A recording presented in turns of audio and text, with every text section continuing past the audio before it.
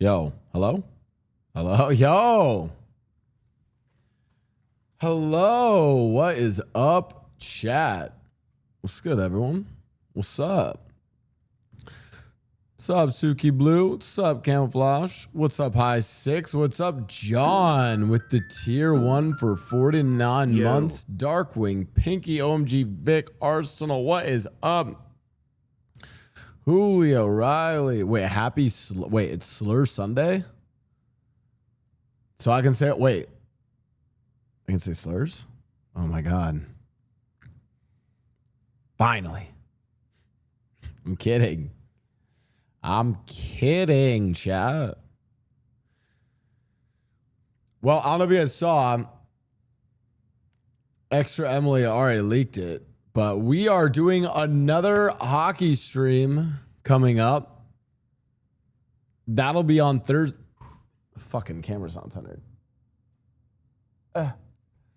We are taking Extra Emily and T10 Nat to teach them ice hockey. Guys, I've elevated the ice hockey streams. I'm going to teach them about beer league hockey. I'm bringing beers. I've even got one of the little whiteboards so I can draw plays on it. Oh, yeah. We're elevating that shit. We're going all out. What's up, Colleen? What's up, Steph? What's up, Lupus? Guys, what's going on? What's the vibe been? Has everyone chilled? Are we like all chill on the drama now? Is everyone like kind of like relaxed a little bit in the Twitch and streaming space? I know there was one thing that was like still like it seemed like unresolved was the Whale Ownage said what drama? Yeah, exactly. Yo, I like it. Yo, thanks. Watched you play Among Us yesterday from guys. Ellum gave me a little fucking pity invite. Hella late. So I wasn't gonna. I already wasn't. Nah, it's fine. I already told him it's fine that he does that. I'm happy to fill. I literally, guys, I just went into Specimen every single game and just did cringe roleplay shit. I was just fucking around the entire time. I actually kind of went crazy in like one or two of the games though. I was kind of nasty with it. Oh yeah, harmonica roll. Yeah. Well, I mean, it's fun because everyone's like, oh, like what role are you? Oh, I can't say my role. Oh, Yoda. And so I was like, well, I'm just gonna fucking make up roles, okay? I felt like making up roles was a good idea.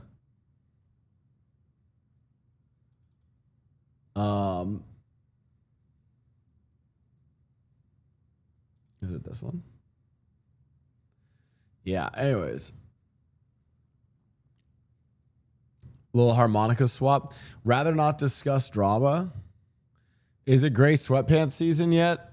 I'm wearing gray sweat shorts actually. But yeah, it is gray sweatpants season. Guys, it's the only way for me to make my package look anything substantial is with gray sweatpants. Chat.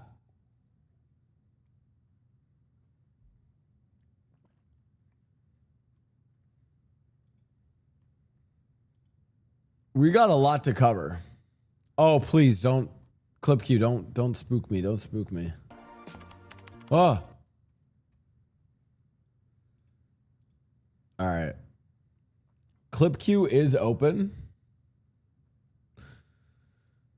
What's up, Chosen Jazz? What's up, everyone? Welcome to the stream. Before we get into Clip Q, I pulled up some selected things for us to react to, okay? Hello. Oh my goodness. Chosen Jazz with the 10 gifted. Yo, actually.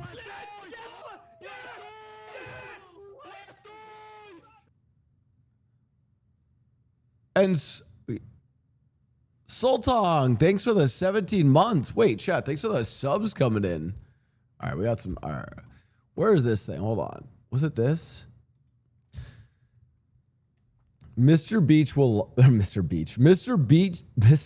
will launch his own theme park, Beastland, in Saudi Arabia. It will open on November 13th. Okay. How do we feel about this?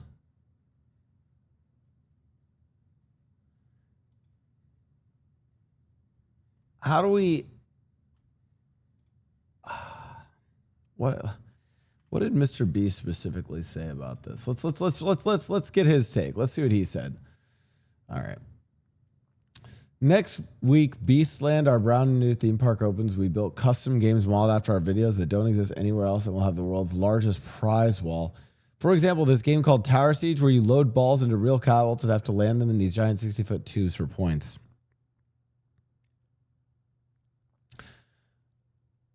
I mean, it's a cool, like, don't get me wrong, Chad. It's a cool idea. It's like a theme park arcade, but like to the next level. Drop zone is also exciting. 6 people are staying on trapdoors. So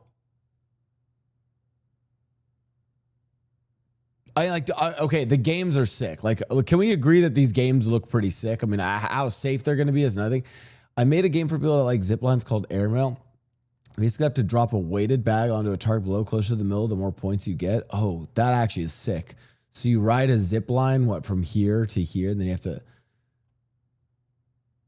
Like, the games are cool. Get through the maze before others. Like, the games are really cool.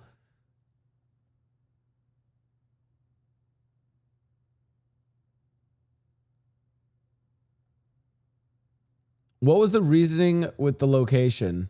Middle of the world because a majority of my audience is outside America. We have a big Middle Eastern fan base. Wanted to give them the context. To be clear, Mr. Beast also chose Saudi Arabia because he signed a deal with the Saudi-funded Riyadh season earlier this year, and Beastland was part of the deal.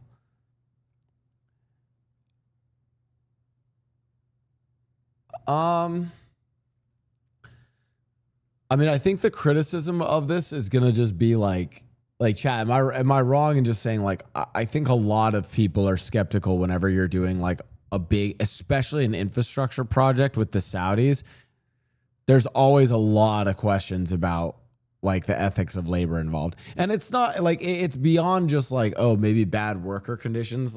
Like sometimes it's basically like, yo, is this being built with slave labor? You know, is the question that will always come up whenever this kind of shit's going on. So, but it looks cool. I mean, it looks sick. I guess get that bag, man.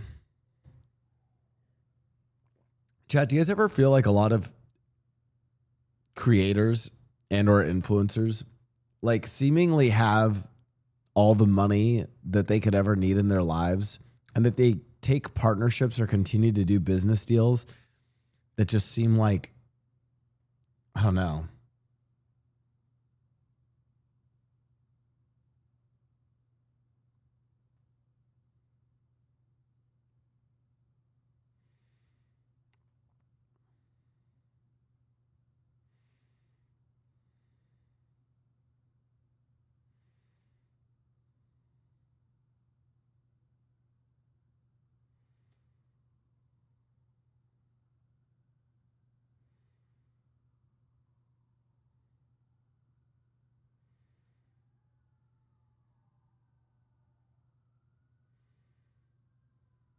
Sorry, one sec.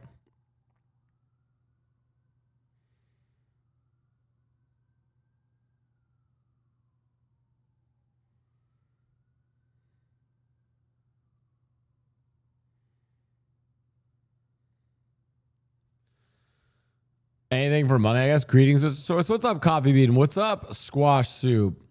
All right. You guys already posted a bunch in the clip here. Let's see what we got. Oh, is this stuff from like Sysathon? Oh, was this Ray playing more of a... Okay. You and 93% of players bro-fisted Royd. Duh. Why would we leave him hanging? True. Bros that piss together, bro-fist together. You and 76% of players covered... Chat, have you ever bro-fisted your boy while peeing? Because I've done that before. I wasn't even like at a urinal. I was like literally like outside doing it. For Invisigal for punching you. Yeah. I mean, why are we gonna make things worse? It's already bad. Wait, Leslie didn't brofist? Leslie, you didn't brofist? Wait, I'm hearing Leslie didn't brofist and Leslie didn't point out the fucking nip slip. Nah, she's not a real one. We was peeing? Oh, so you wouldn't give me a brofist if we were pissing together? And you snitched?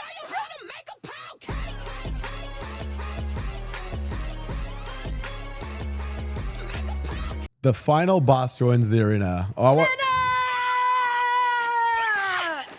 for my surprise? Is it a trophy? Is it a vacation? it's gonna be Zoil. I can already like chat. I not even pre-watched. 100% it's gonna be Zoil. You have to fight one more person if you want to be the champion. My surprise! I fucking knew it. Moto Moto likes you.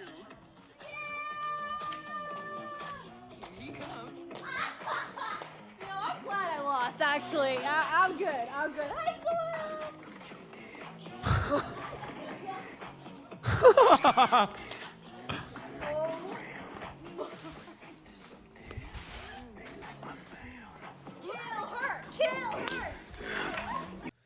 Chat, correct me if I'm wrong. Like they could legit train Zoil to be a lineman, right?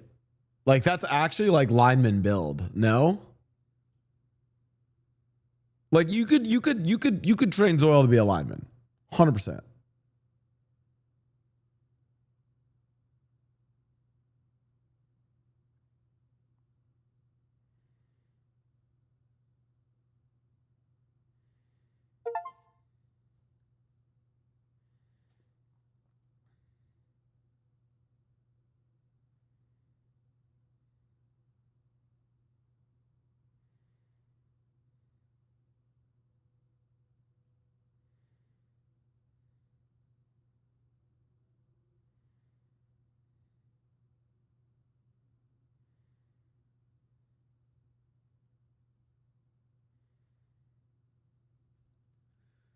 So does not equate to talent. Okay, wait, chat. Isn't a lot of the talent though? Like, okay, this is what I was talking about with Will. I got in trouble for this take. Okay, and here's my hot take. I just feel like football, like American football, I feel like a lot of the positions, like, what do you mean by talent? Aren't most of what you're doing just you just stand there and then just block a guy? Is that not like how much of it is really, you know, like, I feel like most of it comes down to just like your size. There's more to it than that. You stand there and try to get the least amount of CTE. I mean, there's a lot of strength in it. Don't get me wrong. I'm sure there's footwork, but like, let me put it to you this way. Chat, is the amount of skill anywhere near the amount of skill it requires to play basketball? Is the amount of skill anywhere near the amount of skill required to like play soccer? No, there's no way there's more. I think it's like 90% raw strength and body size. No?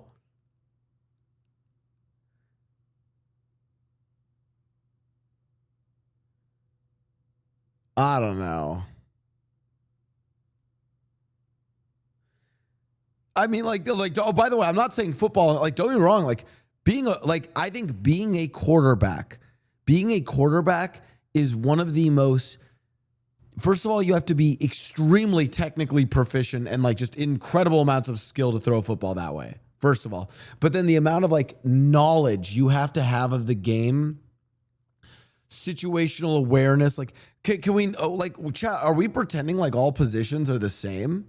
Like, I'm going to be honest with you. It feels like being like an O lineman, like offensive lineman, maybe in defensive lineman as well, is like 90% of it is you're just a big guy that runs into another big guy.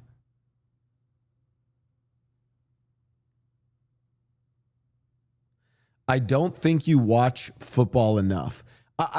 Okay. What percentage of plays As an O lineman, are you on the snap running into the guy in front of you?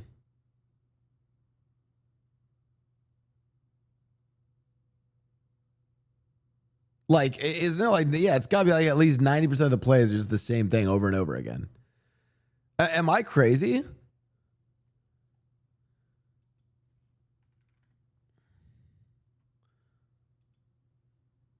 What do offensive linemen do?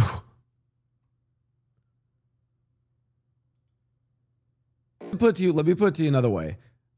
I could give you, you get here, chat. I'll give you. Let me put it to you this way. What if you got a 5'10", 170-pound offensive lineman who has perfect understanding of the game, literally has perfect technique and perfect understanding of everything football, or I give you a 6'5", 300-pound motherfucker who is knows absolutely nothing. Which one is going to be a better O lineman? Like Maui Makani, I think is this. Do you guys with the smaller one? You guys think a 5'10" O lineman, or a 5'10" O lineman with perfect technique and perfect knowledge of the game will beat a 6'5", 300-pound dude with no understanding of the game? You guys are fucking delusional.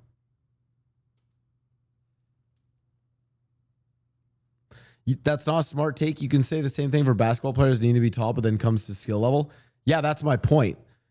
My point is, if you took a 5'10" player who is perfectly good at basketball, like really fucking good shooting, blocking, guarding, and then took like a 6'7" guy who doesn't know how to play basketball, the shorter guy will beat him.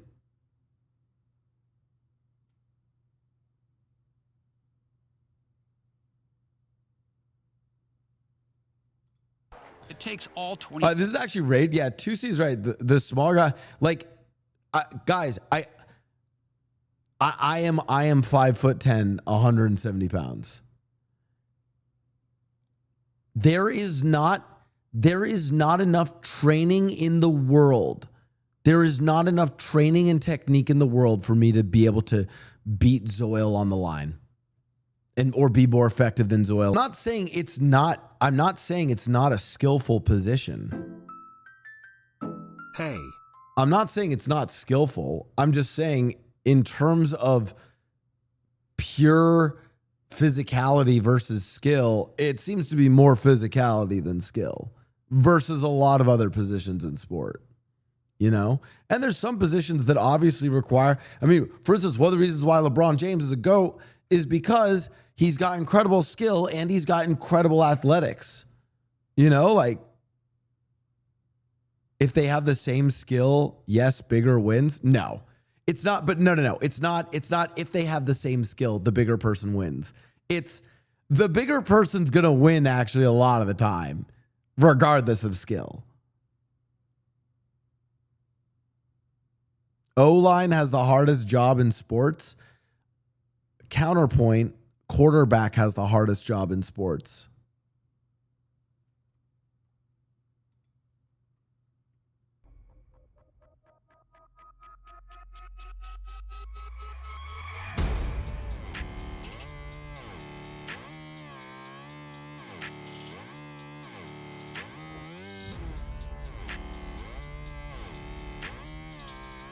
This is a 54-minute video.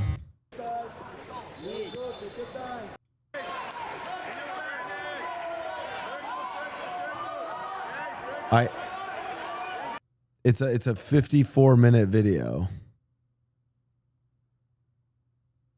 Also, this is 6'3", 248 pounds. I said 6'7", 300 pounds.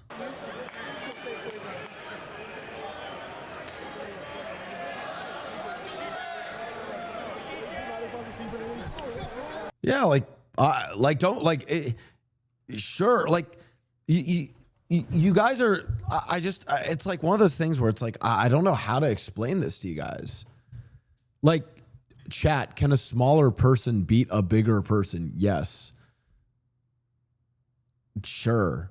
I'm sure it happens. I'm just gonna be so honest with you. And I feel like if you asked NFL coaches, be like, hey man, do you want like a short guy who has perfect form, or do you want a really fucking big guy even if he doesn't have form? They're like, I'll take the really fucking big guy. Like, I don't think it's really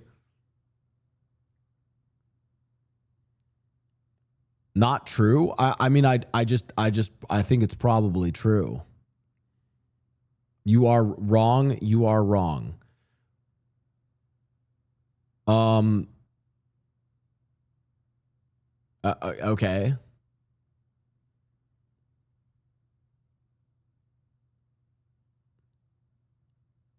I think the laws of physics would agree with me.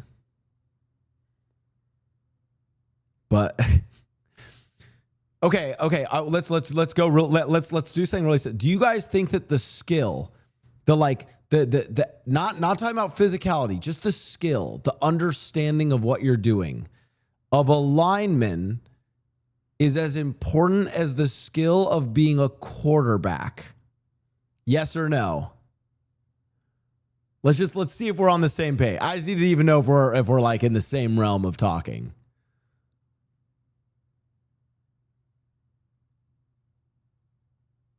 Is it as skillful as being a quarterback?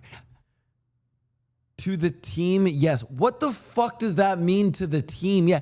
What am I talking? Okay, yeah. You know what?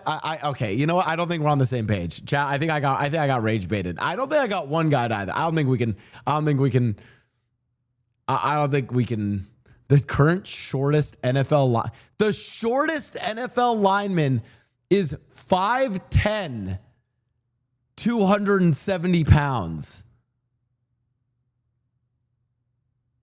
QB can't perform if linemen aren't skillful. Oh my God. I didn't ask that. Chat. Oh my God. We're going to pause.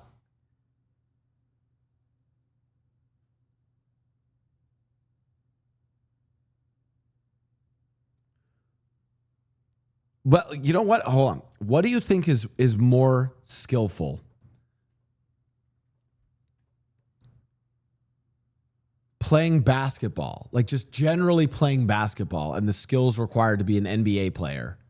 Not talking about like what you need to train, like physicality, just NBA, the skills that go into being an NBA player or being a lineman. Which one requires more like technical skill?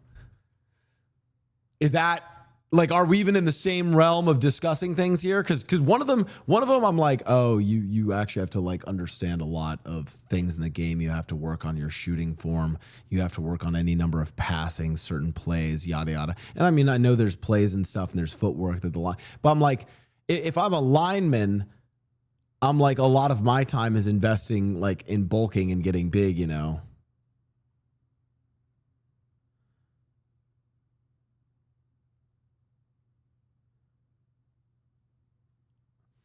Apples to oranges, but it's different skill.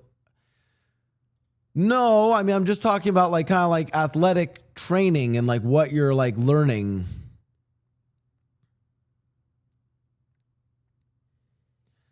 Yeah, I'm going to be honest. Like, if you guys really want to know, I think I'll even say this. I think an NBA player in terms of like skills and techniques requires more knowledge than any position in the NFL except for quarterback.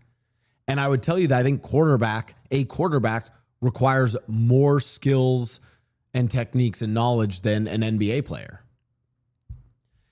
Like, I don't think all positions in sports are the same. Like, some are just more difficult to master than others. And I'm just saying that of the positions in football, like lineman is like, it's pretty simple, right? We can agree. Maybe it takes a lot of, maybe the techniques to do it, it requires a lot. And again, for instance, I would say that linemen, a huge part of it is you just have to be genetically predisposed to be a lineman, right?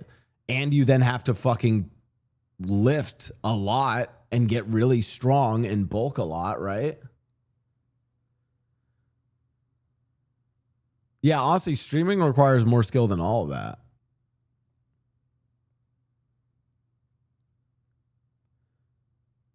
Just like you need to be tall to be a baller, I think it is way okay. You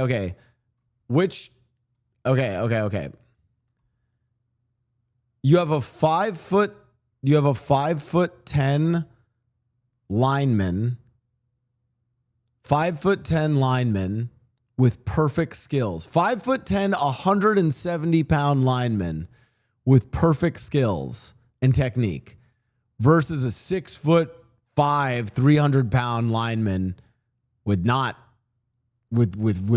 average, mediocre skills and technique. That difference versus a 5'10" NBA player with perfect basketball technique and a 6'9" basketball player with average, mediocre technique. That basketball player is still going to beat the 6'9" guy any day of the week.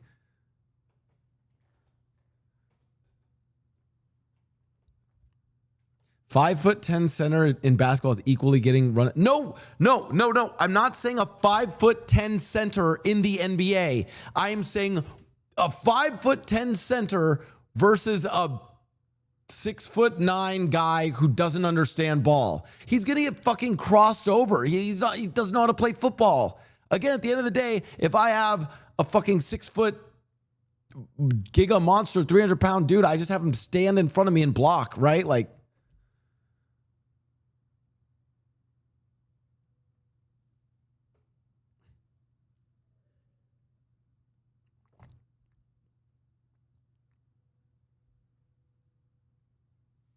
I mean, can't we also see this by the fact that you guys said that the smallest O lineman is 5'10", but is 270 pounds? Chat, that's someone my size with an extra 100 pounds on them. That's insane. That's massive.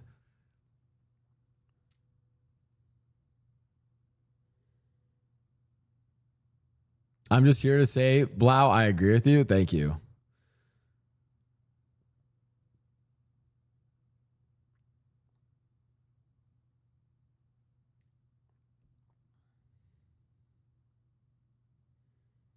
I think at professional level, sports skills always looked at first. If a lineman was 170 pounds, they'd bulk up to be bigger. I think that is absolutely not true. In fact, I guarantee you that and by the way, do you want to know how I know I'm right about this? The NFL draft, like the NFL scouts linemen based on their genetics, not based on their skill. You guys know that's true, right? Like, that's the whole joke of like the high school coach, like, hey, you over there, I see that you're a 14-year-old who's already 6'4", 250 pounds. You want to go play lineman? Duh. They literally scout for genetics. They're like, listen, let me put another way. It's way easier to teach a big motherfucker how to be a lineman than to teach a small motherfucker how to get bigger. Yeah, if your natural body is 5'10", 170 pounds, you will never be a lineman. Actually, yeah, here's another way of thinking about it. Chat, if I am 5'10" and my natural body weight is around 170, and maybe I can put on a little bit more, and I am the most cerebral lineman that has ever existed in the history of the sport. I understand the position so perfectly. I'll never be a lineman. Meanwhile, you could be a 5'10", 170-pound basketball player, and if you played the game so perfectly, you could be in the NBA.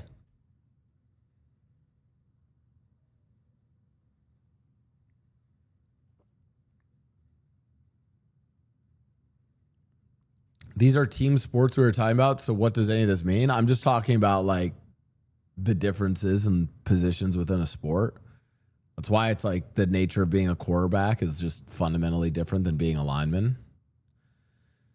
I mean, it's why you can have like technically Tom Brady could be a fucking quarterback at the age of like 40, right? You know?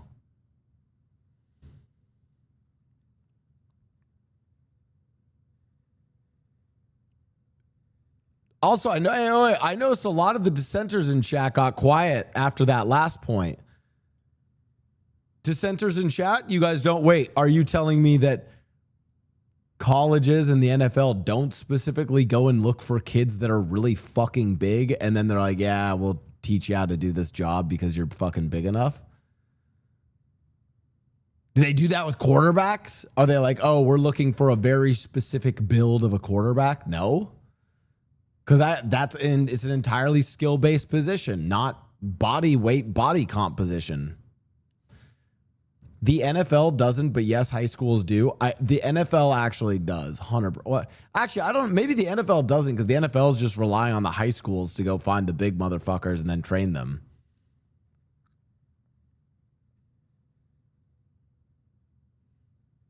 I think listen, in this debate versus chat, I'm going to claim victory. I think I was right. And again, I'm not saying that there's no skill in the position. I'm just saying that like the ratio of skill to physicality is very different.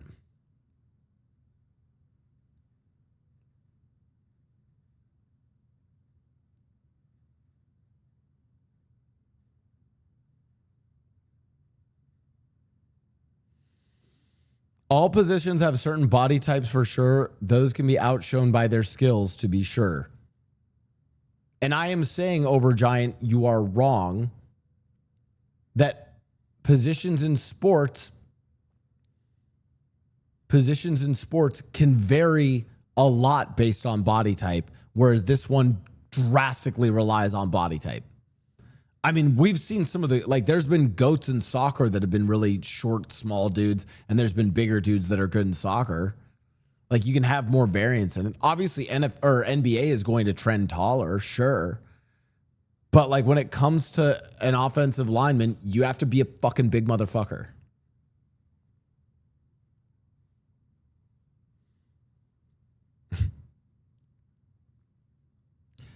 But not a lineman looking wide. I'm not talking about wide receivers. I was talking about linemen. I'm not talking about the entirety of football, chat. If your take, oh my God, I'm going to crash out. If your takeaway from this is that I think that football doesn't take skill, you're wrong. I literally, my point earlier was that I actually think the quarterback in football is the most skillful position in all of sports, period. It's different than the other positions in the sport, though. Breathe.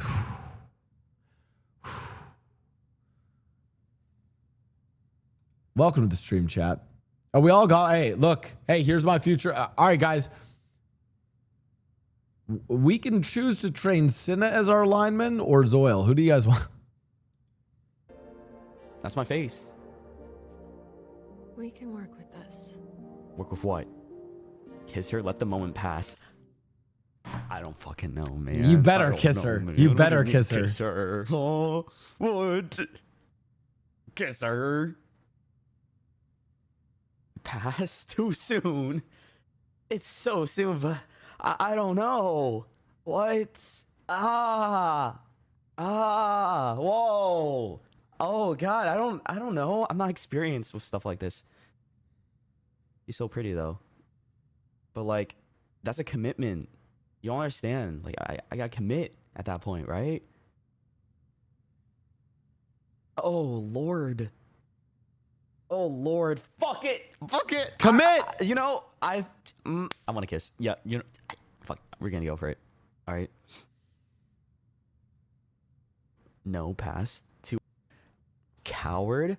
Oh, this is why you're single? Motherfucker. I'll show you single. Kiss her.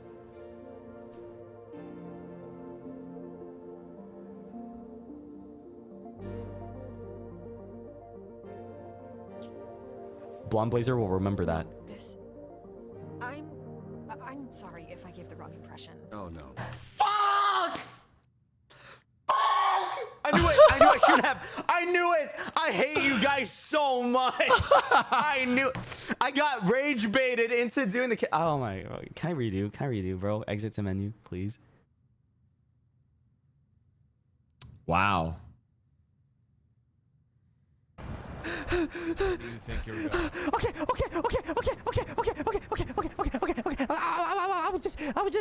I was just going over here because over here there's a there was a. Oh, okay. You're coming with me.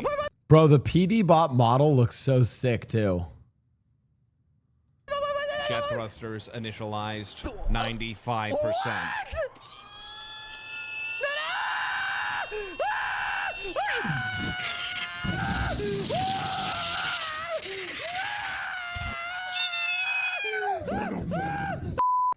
We gotta take Crystal hostage.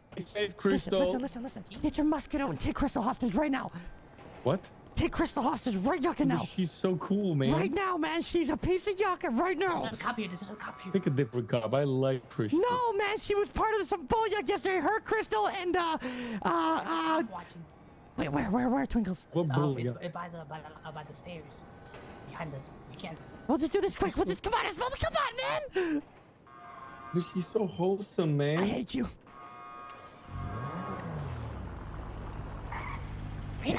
Get in. Get the yuck in. Chat, I'm gonna let this play real quick. I'll be right back. Give me 1 sec. I need.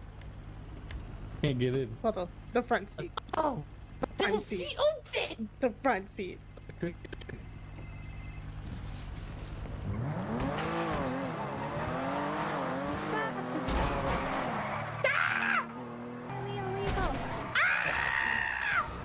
Oh my God. Are you okay? It's Leo. I can feel my face. Where? Leo's running in the street behind us. Don't get him.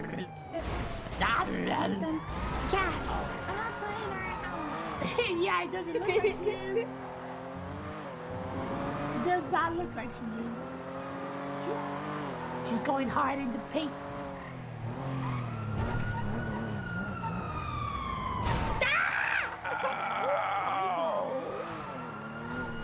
I don't feel so good.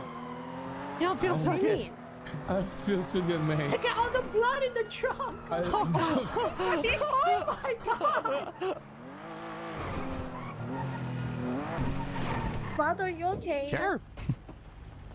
I can't feel my face. I can't feel my Esmeralda, are you? Just get in the seat. Yeah, just get in the front. I can't feel my face. What? I don't feel Okay, let me see. I'm a doctor. I can't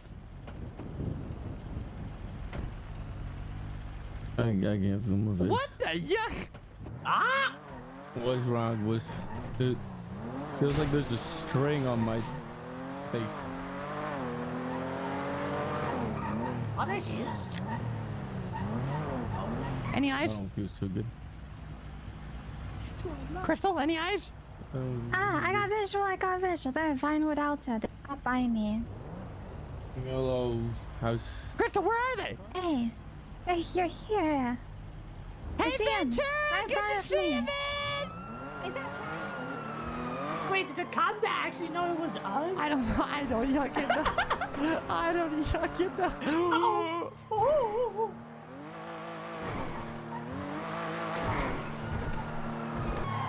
What? What? Hi, Wendy. You know who's all in the car with you, right? It's me, Twinkles, Osvaldo, and Reina. Hi. Yeah, that's it. What? Okay. I can feel my face. Oh, Wait, do you want more people to be involved in the chase? guys, You can go pick up Wendy. guys, Wait, look at you gotta let the car go. Look at it. Look at the balance. You gotta pick the car back. You gotta pick the car back. It's Bison. Wait, this is how I get my get back on Bison. You sure it's Bison and I'm down here asking for PD Bot to come get us? This is Look at the passenger seat, Twinkles. Look at Bison. Get this car back. Look in front of you, Twinkle. Oh my god. I cannot believe this game is catching up. We just kidnapped a Yucca Wait, Cop. this is 30 minutes long? A Yucca Cop. Guys, should we ocean dump him? Yeah, we have to. We're smoking. We have to. As far as you're gonna have to jump. Okay. Are you guys ready? We can't watch a full 30 minutes. Triple crunch tacos.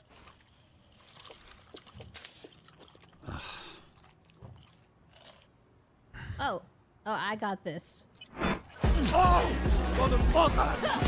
That, dude, that was my reaction. The chat in dispatch, the little quick time thing into the cut is so well done.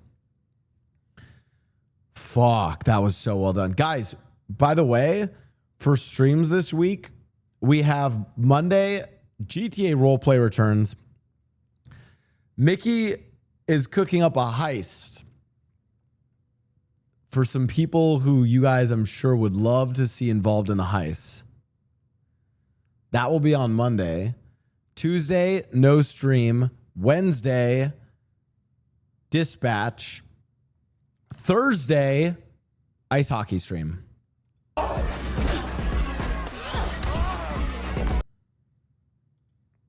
that's the cops. My God, okay. Why? Oh, it's going to be a good week. Too much.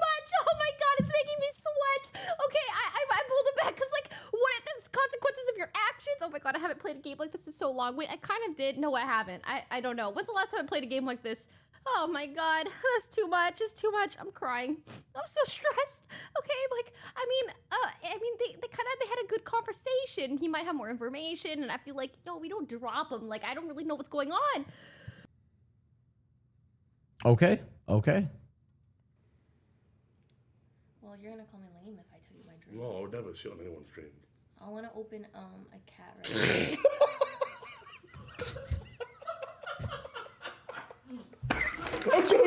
I'm joking. I'm joking. That's really cute. A cat That's restaurant? Cute. Cat restaurant. So what do they call it? No, you didn't even hear me. I didn't even say Like you eat restaurant. cats? Why do you think I want to open a cat restaurant, Doyle? I heard restaurant. I heard cat restaurant. Oh, maybe it was going to be rescue. Oops, I skipped one. Though it is, oh yeah, speaking of Zoran, it is funny. Yesterday I was watching Atrioc watch his speech, and one of Atrioc's mods was just banning anyone calling me Zoran. Has woke gone too far? Dude, it's not even, I do look like Zoran. I mean, if I took better care of myself. Woke is back. Dude, I was adding like his mod. I was like, it's okay. Okay, I know a lot of people are saying woke is back, but for the love of God, the one thing I really hope is not back on the woke. I hate when companies are woke. I hate that. It's so performative, and it's so like we're just trying to fucking we're just trying to like be with like whatever is like culturally cool now. So they're probably like, wait a minute. The right-wing conservative movement isn't as cool anymore. Oh, guys, it's time to update the Pride logos, guys. Like, it's so bad. Like, bro, just sell me the fucking car. Just sell me the fucking soft drink and stop trying to be involved in this shit. Like, just sell me the product. Stop trying to fucking pander. Okay, you don't Bunch of questions. Yes, and then see what interests you. Okay. And then maybe talk about like funny memories, like about memories she likes. Okay. So it's good memories. So I ask her what she likes. Yes. Okay. Thank you. Okay, interests. Okay. Similar interests.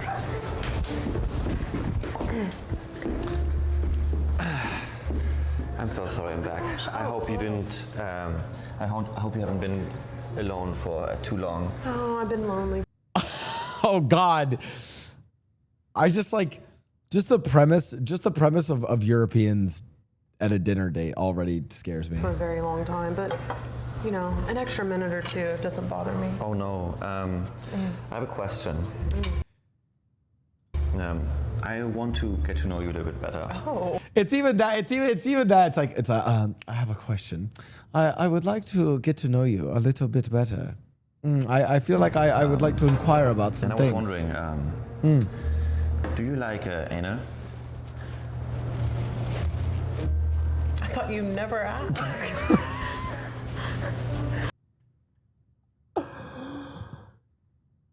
That is the best yes and I've seen. That's the best way to respond to do you like anal? What a fucking. Can you elaborate, please? No. You know what? Cheers to that. Cheers. Cheers. Something about love. That was. Wow, Julia, incredible. What a response. Right, so like right there, all these entrances are Wait. like, this is the house floor. Wait. So we're not by his office. I think we are gonna go by there. This is the house floor. No, but like, is this where the thing happened? Oh yeah, where they. I want to be in the room where it happened, the room where it happened, the room where. Anyone? No? Hamilton? No? Anyone? He's in the room where it happened. Is it? Yes. Philip knows. So Philip is our expert. He's our capital expert. Yeah, that's what we saw. So if you're thinking about how close they got, like for real, Damn. literally on the other side of this. On the other side of that, there was a Secret Service guy that shot, and wow, it was right there. That's like a scene of a crime. Well, I guess it's the Capitol. There's a lot of crime. I don't like, dude. I don't get it. Can we solve what? Guys can't get together and storm the Capitol? What? Oh, are we that woke, chat? What? Boys can't get together, put on some face paint, storm the Capitol building? What? Guys can't have fun anymore? I'm gonna say it seems. Okay, you know. Go ahead, Creeper. Good girl. What? Good shit. What? No, I'm giving you high praise right now. I think you just thank saved the run. I think you just saved the run. Okay, thank you. I didn't see that guy at all. Why'd you say it with a question mark? I think my brain may have shut down because creeper. Oh my god, you say good boy? Did you say good boy? You said good girl. No, I didn't. Yes, you did. No, those were two different thoughts. Oh, that's why you said girl question mark. Wait, hold on. Is that where the confusion is coming from? Yes. No, those were chat. Those were two different things. Okay. I can relate. Okay, chat. I have a confession to make. I'm not gonna say. Obviously, I'm not gonna say names. But there's a friend of mine. I'll just say broadly. I'm not saying whether they're a streamer or not, but they're broadly in the space. And I didn't know that they. And listen, it's like one of those things where I feel like in college I wouldn't have really known about this, but like you grow up and then you learn that people have little praise kinks, right? And there was a friend where I don't know why I said this. I don't know what the context was, but I think it was like something was going on. Like it was like out, like not meant to be sexual at all. It was like out with a group of friends and they did something. I remember like, yo, good shit, good girl. And then she just face turns red and just looks at me and I was like, oh my God, I'm so sorry. And then she literally had to voice say, she's like, you can't do that. I have a really aggressive praise kink. Never say that to me. And I'm like, I'm so sorry. That is my bad. I did not mean to trigger that for you. So yeah. So yeah, I have accidentally said to a friend, a girl friend, I have said good girl before and suffered the consequences of don't say good boy. Don't do that to me. Don't do that to me. Stop. Don't do that.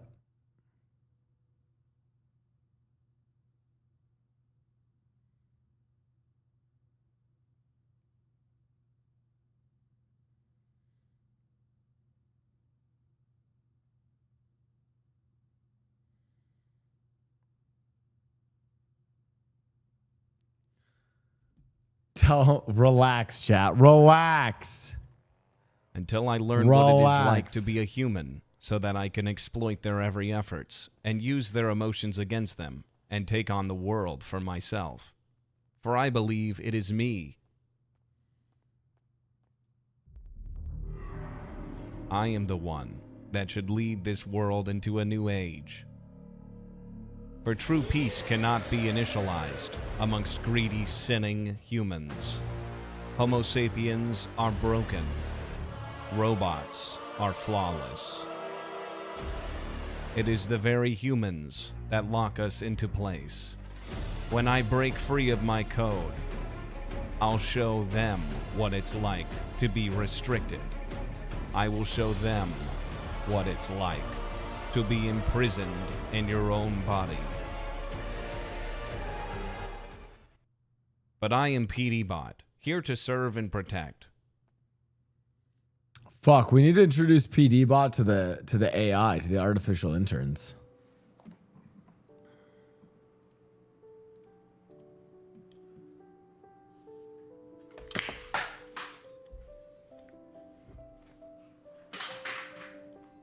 You know what that mean, right, chat? Yeah, I'm better than Clicks, nigga. I'm better than Clicks. If Max can get a kill on Clicks, I can get 4. Minimum, nigga. I can get 4.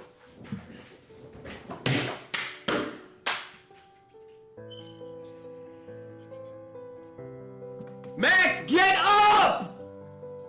Get up. Dude, nothing hurts as bad as losing to your boys in some game. Us. Just the green. You can't get this in like. You can. No, this is that sunshine that's like.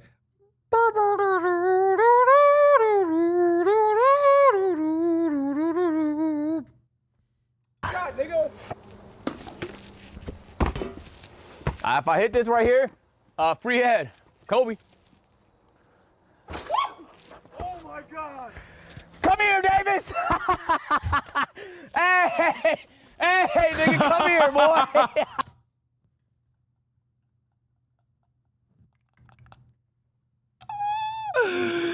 No, the best part of this clip is this face. Come here, Davis! This, and then right here. Wait, hold on. Hey!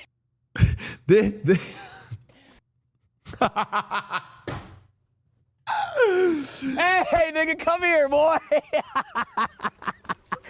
Hey, you owe me something, nigga. Hey, pay up. Hold on, no, pay up, nigga. No Nut November, nigga. Yo, you're not gonna pay up, bro. Come on, gang. Come. I mean, listen, one of my homies makes that. You could ever give someone, just try harder. Oh, thanks, coach. You didn't want to win enough. Thanks, coach. Hey, why don't you catch the ball next time? Thanks, coach. Hey, why don't you run faster? Thanks, coach. Oh, when I hear that. Oh. Oh, man. No. Oh no. That's not a bit. That's not a bit, man. That's not a bit. What do you mean, good bit? Chat, did you guys ever have a coach when you were training that like actually yelled at you? I remember when I was a kid, like my coach, his name was Mark. I forgot the last name. I just called him Coach Mark. He would like legit like yell at me and be like abusive, but like in an okay way. Like, but he would like actually just yell at me and shit talk me. It was like, I actually like that like kind of hard ass style of coaching. I actually practice with a coach now, and I train with a hockey coach, and he actually does like a lot of the programs out here in LA. He's like he's trained like a lot of really good goalies. And when I go out there, there's sometimes these younger goalies who are training with us, and like I'll need a break sometimes. I'll be like huffing, like tired, get some water, resting. And then like one of the kids like went over to get water with me, and he just yells, he's like, Jeb, What the fuck are you doing? Did I say you could get water? Go fucking skate right now. And then Jeb like looks at me and then he's like, don't look at him. He pays me to coach. Your mom pays me, so I get to yell at you, but he pays me, so I don't get to yell at him. It was the funniest shit ever. I was like, and that's what I knew I made. I was like, damn, I'm at the point now where the coach won't yell at me because I pay him. Fuck yeah. He still kind of yells at me, but did he yell good boy? Stop, chat. I don't have a praise kink. And if I did, I would have only recently discovered it and it flusters me. So stop saying good boy. Stop. Did Ludwig get you sick too? I think I gave everyone the plague. I'm patient zero. It's me. It sounds maybe he has the same thing. Here we go. No, what did y'all hear? No, was that you? Hello? Hello?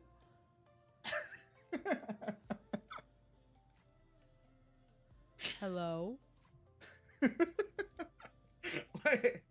Oh, you just got pranked. Absolutely. But then it's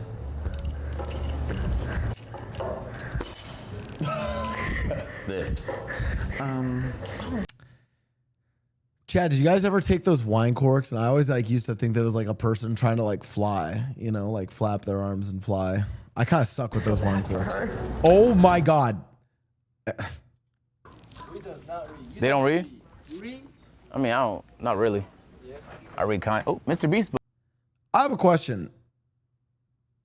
Besides Jody and Brooke, are there streamers that read? I'm convinced that a lot of streamers might actually be illiterate. And when I say, by the way, when I say illiterate, I don't mean, here's a really sad thought. I think streamers can read, as in like, we can read the English language. We can read English. We can read chat messages. Like they can read. When I say illiterate, it's like a new age of illiteracy where it's like, it's not the words that you can't read. It's that you can't sit down and not be on a phone and not be on TikTok and like actually read through a book. Not to like throw someone under a bus, but like Sunny. Sunny can't be away from her TikTok brain rot for too long or she like melts down, right? I wonder if Sunny can read a book.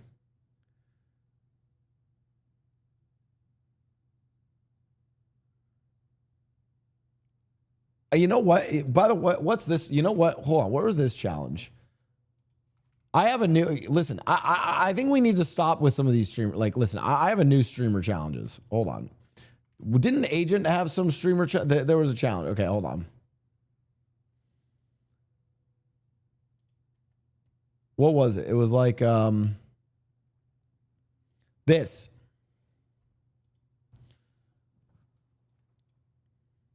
Ray, you're up next. Anybody else want smoke? Run the gauntlet. 3 games across 3 genres. Put some fucking money up, nigga. I'm sick of all the talk. Everybody saying gaming is dead on Twitch, nigga. No, it's not. Let's run the ones. Let's pick 3 games. Let's put some gifted subs on the line. And let's fight till the fucking end. I want all the smoke. Ray, you're up next. Alright, I'll take everybody in the Clover house. Nigga, I'll take everybody in the A&P house. Fucking next, I'll take everybody in the FaZe house.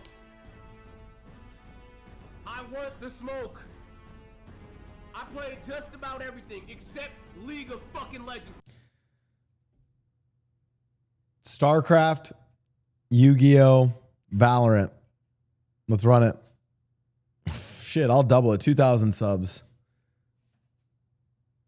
Actually, fuck, like you want to put real money on this shit? How about instead of 1,000 subs, which is what, 5K in dollars? Fuck it, dude. I'll do 5K subs. I'll do 5K subs on those 3 games. It's 1 game he picks and 1 game you pick and an even one. Okay, I pick StarCraft. Go pick one. And then we'll do one for the 3rd. Isn't he just copying Ludwig's bro versus bro and pretending it's some new concept? Aren't you just saying that the concept of doing a best of 3 of games is some new thing that Ludwig invented? I'm sorry. Ludwig's bro versus bro does not get to copyright the idea of challenging someone to a best of 3 of games. Like I'm sorry. What? That's the most. Don't get me wrong. Ludwig does some really unique and interesting content. And I'm not saying bro versus bro isn't good content, but it's not some fucking that shit is not copyrighted or patented. Anyways, I have a new challenge. Because everyone's like, oh, gaming's back on. Here's my new challenge. By the end of the year, I will gift streamers 100 gifted subs. 100 subs if you can read a book and tell me about the book. No, don't ChatGPT summarize it. I don't even think we use SparkNotes anymore. I'm pretty sure the kids probably just ChatGPT summarize. You have to sit down. In fact, I need you to document. How about this? You don't even have to write anything. I need you to just record yourself reading the book. Reading just any book. Just a book. I'll pick what are some good books?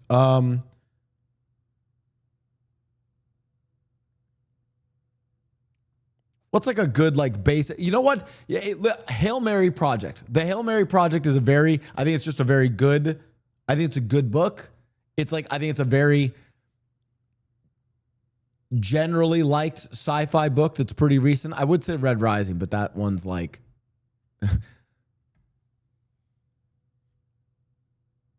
I will let them read they can read any classic. So if they want to read 1984 or like Fahrenheit 451 or whatever else, sure. To Kill a Mockingbird, sure. They are not allowed to read things like Morning Glory Milking Farm. Did you like Red Rising? I thought Red Rising was one of the best, probably one of the best sci-fi space odysseys I've read. Red Rising was absolutely phenomenal. I cannot thank Jody enough for putting me onto that series. Why do you have that? Because I like to read. This is my new challenge. I will gift a streamer 100 subs if they can read a book. Any streamer that reads a book. What do you mean? No, what? This is, by the way, this is Darkwing. This is why I hate fucking politics Andes. No Ayn Rand either. Yeah, just don't read. What? What's wrong? Okay, chat. If you want to read Atlas Shrugged or what's the light one? Fuck, what was it called? I have it somewhere. There's Fountainhead, and then there's I haven't read Fountainhead. I've actually only read. No, there's another one I read of hers. Fountainhead's the one that I should have read, but I haven't. Is it called Anthem?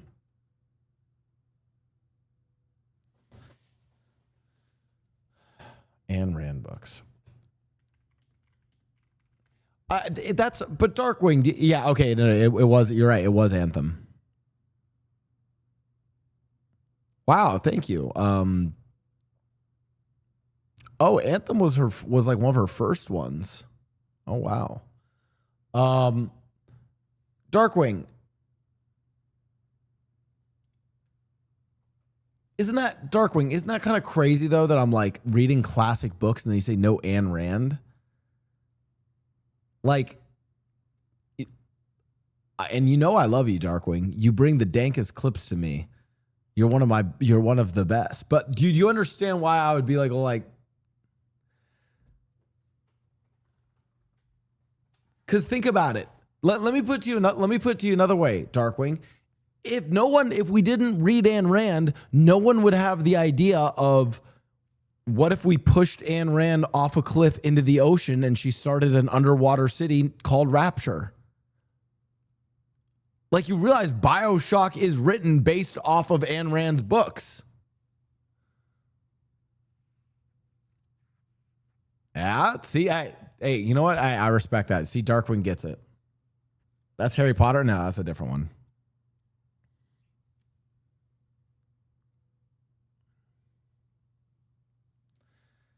I still stand by that. I think the Harry Potter universe is incredibly written. Not saying I like or condone what J.K. Rowling says. I just think the Harry Potter universe is really well written.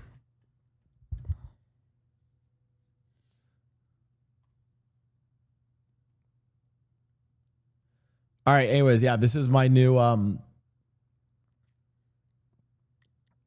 this is my new challenge.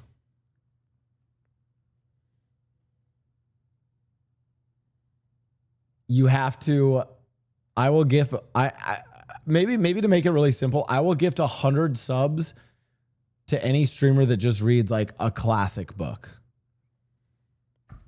One of the classics. That's all.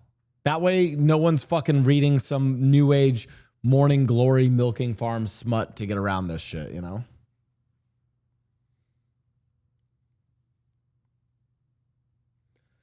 Hogwarts is well written, not whatever is outside of that. That's actually a really interesting take. I kind of agree with that. I think it's why the 7th book struggles, actually.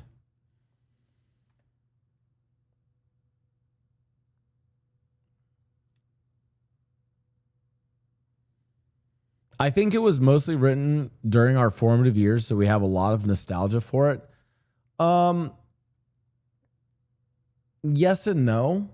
Sure, I'm sure there's some nostalgia factor. I actually think what J.K. Rowling did so well was describe pedestrian tasks in a magical way. Like, my best way of explaining this is the creativity of, and granted, this goes back even to like Fantasia did this really well, right? But not even fully. But like, if you remember in Fantasia, instead of just cleaning something, right? Instead of like I wave a wand and something's just cleaned, it's this idea of I bewitch a broom, which then goes and sweeps for me. And I think it was that concept that J.K. Rowling did really, really well, was the idea of taking certain things that we're familiar with and making them magical. The idea of paintings that move around, and which if you like really think about it, right? Like, our televisions and the movies that we put on are fucking insane compared to that. But there was something cool and magical about a living painting, right?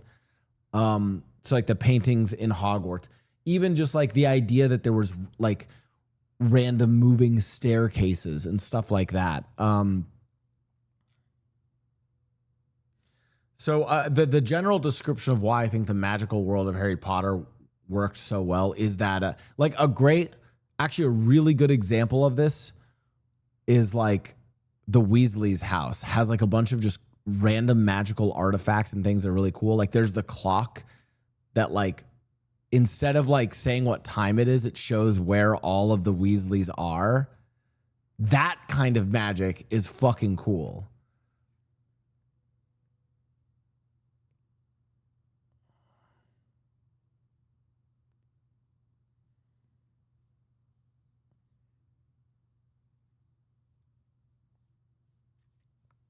Her portrayal of POC and even Irish characters is something.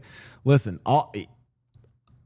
I'm just saying, J.K. Rowling's writing of like the magical world is phenomenal. Her naming of characters that are people of color, it's like all the creativity went into the magical world that was like, fuck, this person's not white. I can't fucking Italian character. Fuck, we'll call him Linguini Pastoroni. Fuck it. That's his name. Like that's literally how she names the characters.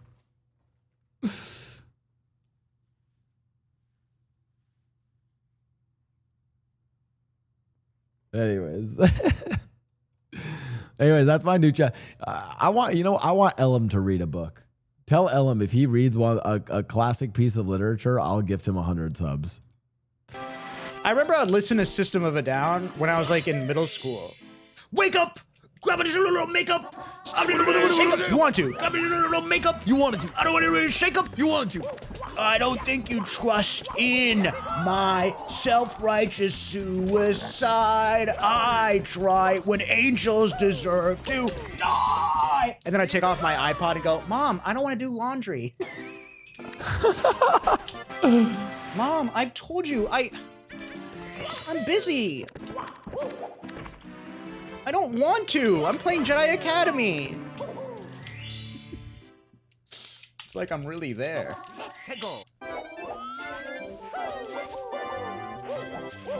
Holy shit, you've And now you're still playing the same fucking game that you played as a kid. actually got vocal cords? Yeah, I was in choir. You beef girth. What do you guys think? Was he a baritone? I was a baritone. Maybe I think he's I honestly Squeaks gives me a 10 or 2. He's giving me 10 or 2 energy. Actually, he's such a 10 or 2. He wishes he was a 10 or 1. Ooh.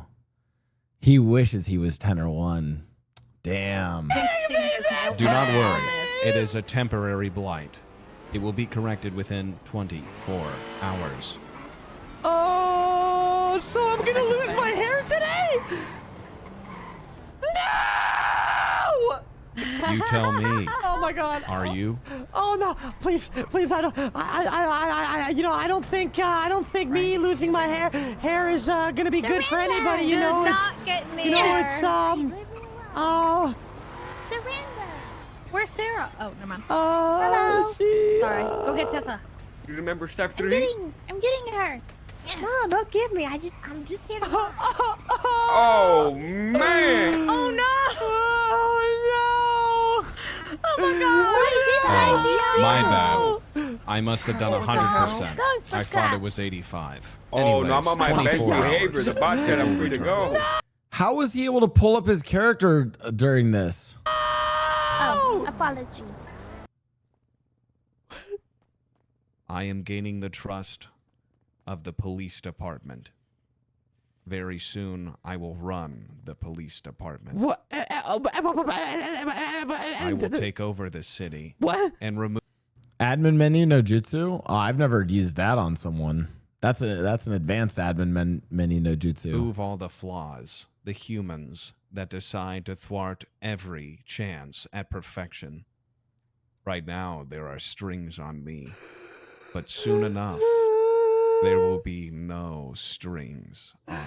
I need Mickey to run into PD bot and figure out if he wants to use PD bot or go again. Like I could do so many interesting things with PD bot. Dimok, we're playing tomorrow, by the way. We're doing heist tomorrow. There you go. No. There you go. There you go. Just like that. That's good. That's good out of you, Zoil. That's good out of you. That's good out of you. I like that out of you. Yeah? That's a good pose. Okay, now you do it. Okay, well, I've been doing it. I made a TikTok on You this. didn't wrist. You didn't do no wrist face. I dropped my shit. I want you guys to know Sunny's TikTok is the most cursed shit I've ever seen. Sunny's TikTok is her doing like stupid TikTok face filter games, random, like of the most cringe thirst trap, like cringier than even my thirst traps. And then her doing this like one shit where she's like, put up this heart in chat if you have a crush on me, this heart in chat if you think we'd be friends, this heart in chat if you think I should kill myself. And it's always the black heart for kill herself or something like that. And it's just, it spams that in her, like her TikTok is cursed. It's What the chat, put a purple heart in chat if you have a crush on me. Put a red heart in chat if you want to see me bleed. Put a blue heart in chat if you think we would get coffee together. California, here we come. Hey, Mecha Man X, we gonna fight or what? Hey.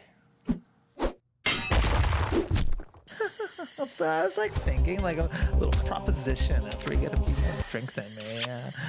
Oh my, why did you do that? I'm not even flirting with you yet, like barely. Sorry, you like need some privacy? Here, I'll just turn around. Okay, I'm totally gone. I'm not even looking. Who's the head of HR?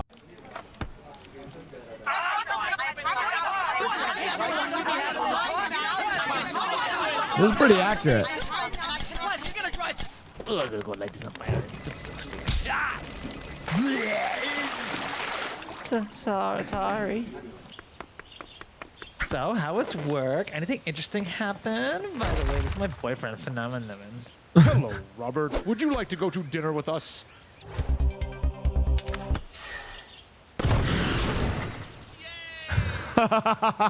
This is pretty. Oh, I can't wait for So chapter you're firing 4. me instead of Charlie, all because his hand was in Hunger Games. Yeah, baby! That's what I've been waiting for. Charlie. Okay, so, like, I could have asked anyone to do this, but like I chose you because I'm totally not flirting with you. Can you zip me up? So what do you think?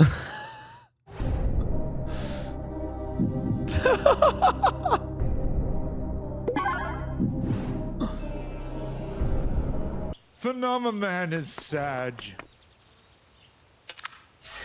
What?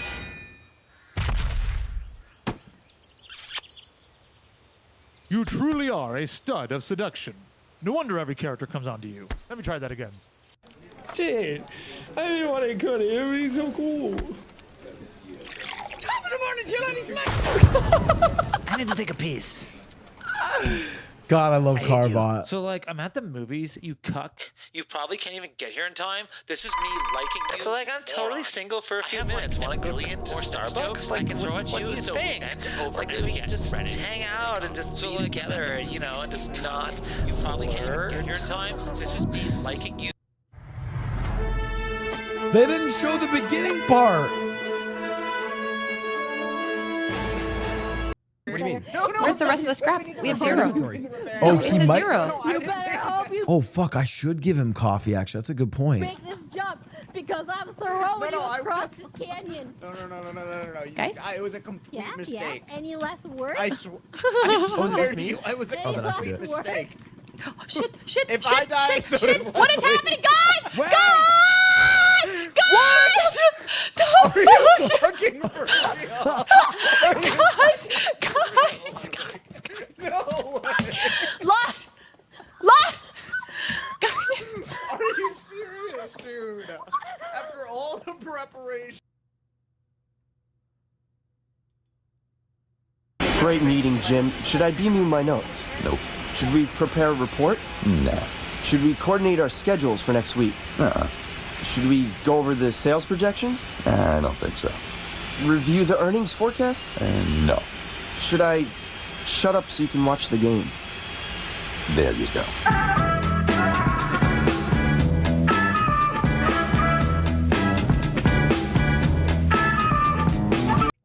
Chat. The other thing have you guys seen Lilo and Stitch in 2001 versus in 2002 when they had to like redo it?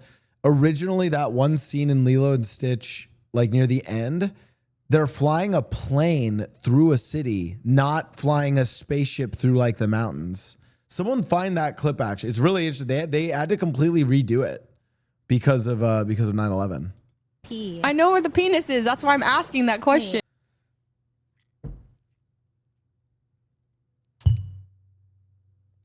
I sit and pee every time. I sit and pee all Yeah, the but time, don't too. you have to push it down in between your legs to go backwards? Talking about push it down. To the- Brother, I feel like Ludwig's penis. Wait, Ray, that makes sense, right? If a guy's peeing and then they have to want the pee to go in the toilet, they gotta push it down to go backwards into. Maybe when they're flaccid. Oh, they're flaccid.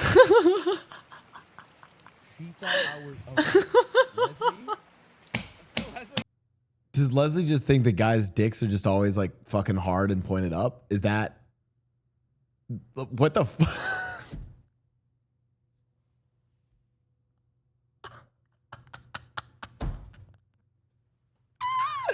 Actually, it's a funny thing. It's like you don't really know. We don't really know like the full like man, girls, you guys don't know like a lot of the funny shit that we can do. Like we can do some funny fucking shit.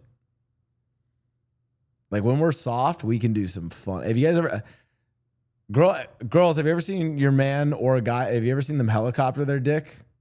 Oh, or honestly, just watch the ending of Saltburn, dude. That's where you can see like 90% of the fun things we can do. That makes so much sense. It just hangs and goes down, and gravity does its thing. Yeah, it's not. I was thinking that maybe. It's not. I'm gonna be honest. I don't really think about. Have you guys ever peed though with a boner? Oh, wait. Actually, girls probably don't know about how we have to do this. Well, actually, yeah, of course, guys pee with. So, girls, what we have to do. I want to get off this clip while I explain this. Now. Well, we'll do a shoto on the screen. That's way better. So what we do is this is where you do the lean, okay? So what you do is you have to put like you put one hand against the wall and then you lean and then you tilt your dick down with your other hand. Yeah, you have to do it. It's guys know about this. Have you guys ever had to do like having a boner lean, you know? I like to arc it. Yeah, you can also arc it in. Like if you have a boner, you can I mean, even if I don't have a boner, like if I'm soft, and like, by the way, I want to be very clear. This isn't a good thing.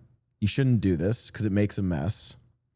But when I was in high school, as high school boys do, me and my boys, we would be all peeing at the urinal, and then the goal was like, how far back could you step from the urinal while keeping the arc? And like, honestly, if you think about it, it was a great way to learn physics. Like we learned, and mathematics.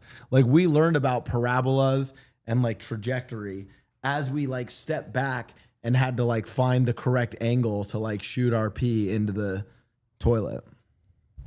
How far back did you step? I have a pretty strong stream. I was able to get pretty far back, chat.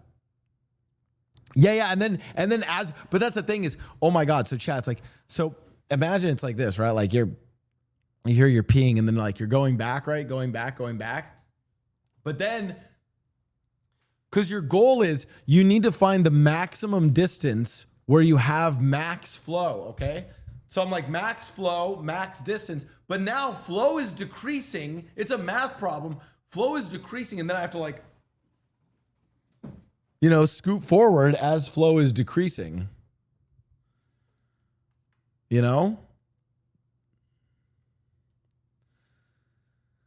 So honestly, it's actually several math equations. It deals with time, distance, velocity. It's actually like probably the ways I learn math. I'll be so for real. Hello? I don't know. You don't know where you are. You're confused. Hi. Well, that was one way to make you quiet. She's never been groomed before, to my knowledge, never been bathed before either, so. Oh, dude, cats fucking love Churu. Freaking go. Harbinger, thank you. Before I resub, are we doing a pants down party this stream? Yes. For the gifted sub to Squeaks, he really deserves it. He's a great Thank- oh, streamer. wait. And Oh my God, yeah, thanks. you're like the Louis C.K. of Twitch. Anyone ever tell you that?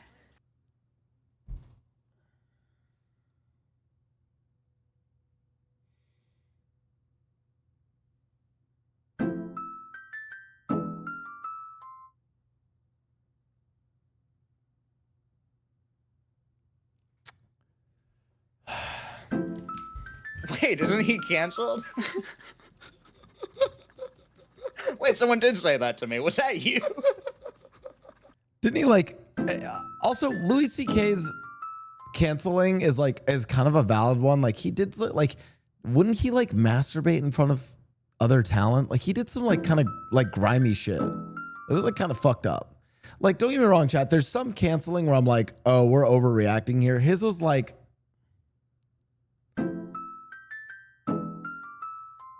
yo, these are the 5 gifted subs. Tower Shaw, thanks for the 5 gifted. Foosley reads so little she doesn't even read headlines. No, I disagree. Foosley is a streamer that reads. Foosley reads books. I actually think Foosley suffers from a good problem, which is that she's not terminally online knowing about every single celebrity person that is canceled. By the way, this happens to me too. Whenever I'm like, oh my God, I love this actor in this movie. And then someone's like, oh my God, he sexually assaulted his wife, involved in domestic abuse. This allegation, was caught doing meth on the side of the 405. And I'm like, oh shit. Like, I just don't know who's like, Louis C.K. is one of the few that I do know though. Didn't he like, wait, that's not a compliment. What the hell? Take it back, hurry. A clip can only last a minute. You have to hurry and say, just kidding. I'm kidding, I'm kidding.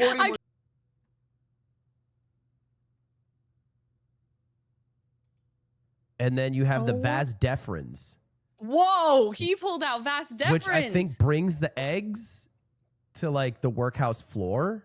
This is not. No.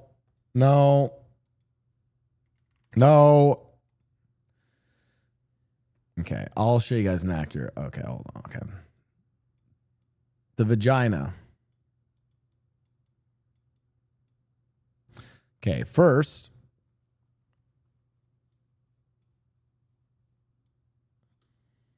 You have the spawning chamber.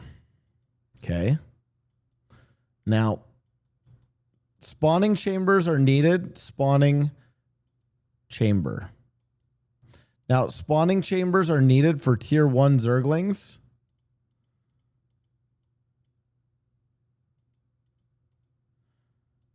So, equals T1 Zerg. Okay. So we start with the spawning chambers. Next, we have the Ethiopian tubes.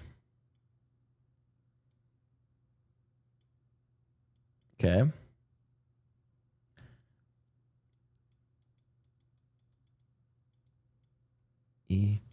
Ethiopian?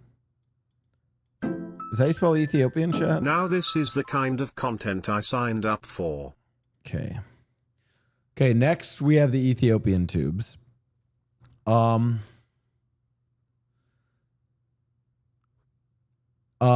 there's like the like grand uterus.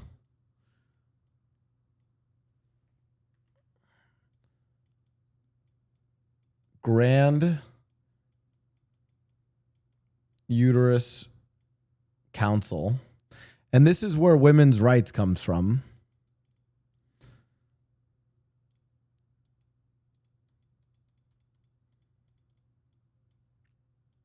Where women's rights. Now, if we want to talk then about like the vagina, like getting in closer, okay?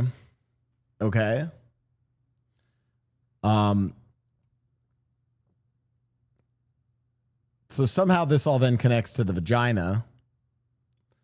This is the vagina, but then this is the pussy.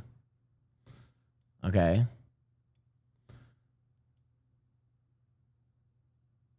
Now, right here, this is called the hood.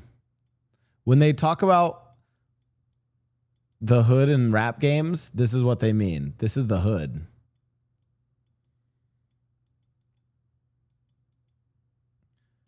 AKA the streets. Okay. And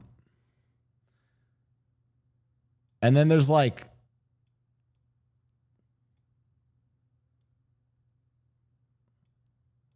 several sets of lips, okay? So you have the major lips. Major lips. And then there's the minor lips.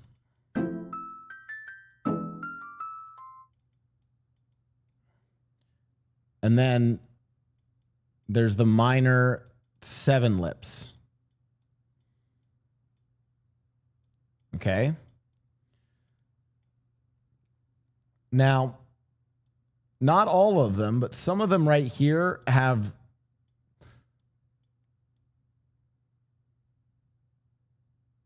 like if you look inside, there's like an evil eye, and then this is the Sarlacc pit.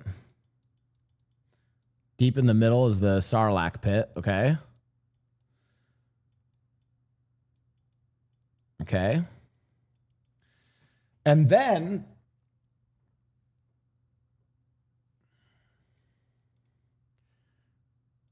right here,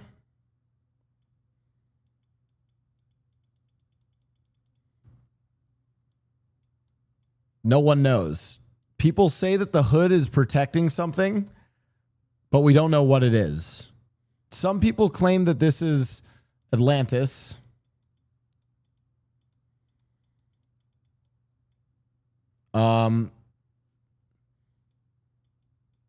Others say this might be where the Fountain of Youth is.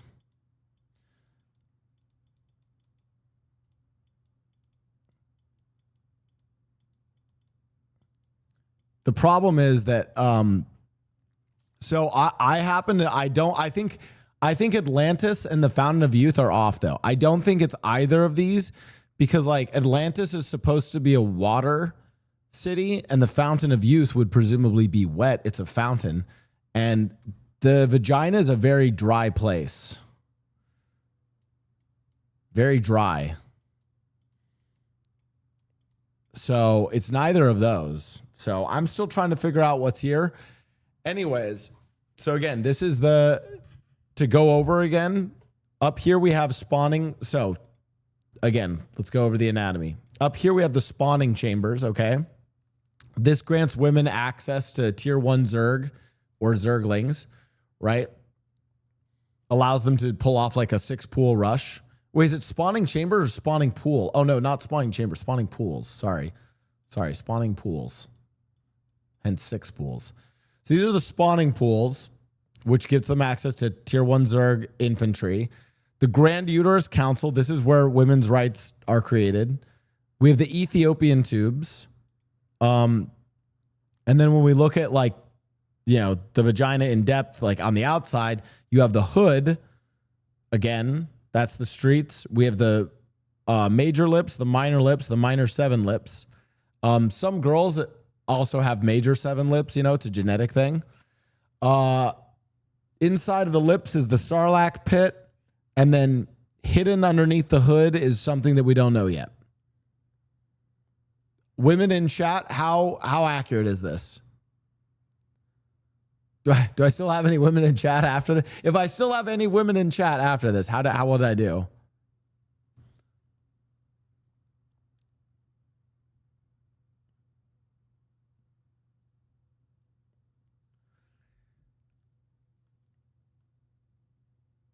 I think I kind of killed it.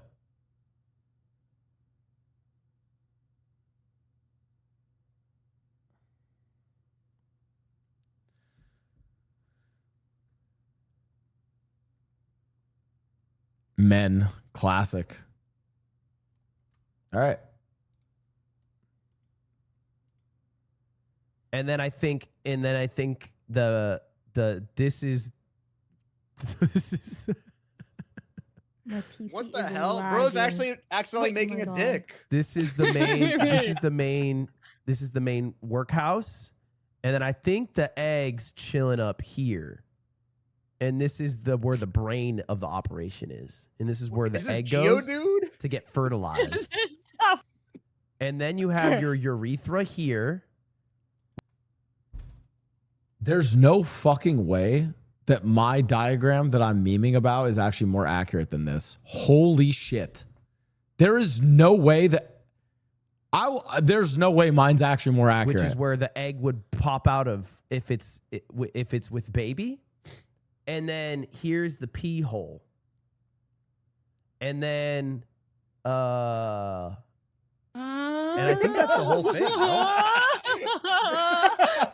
No? It's a Cyclops wearing a tie.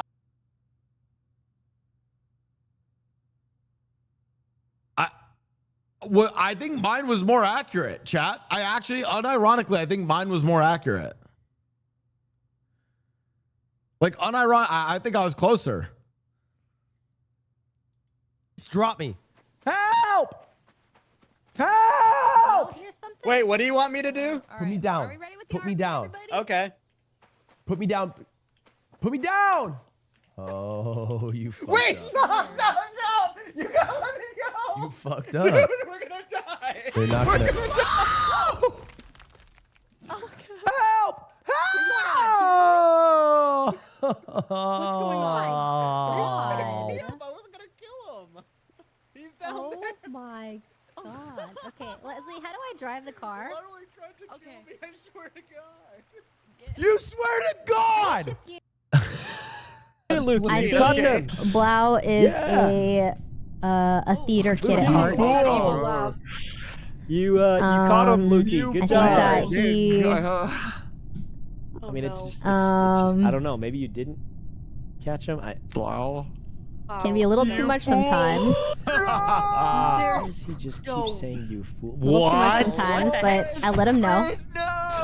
And I do think he's a good friend. What? Okay. My honest thoughts.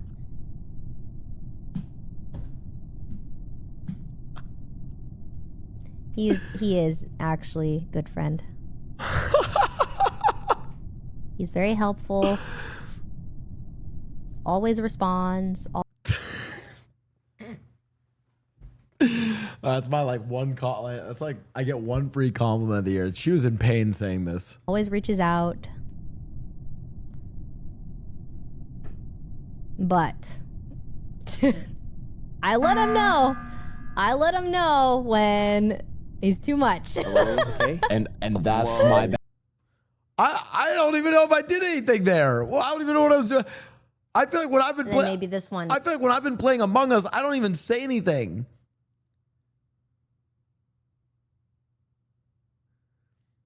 Oh, maybe it's because I called her Rachel.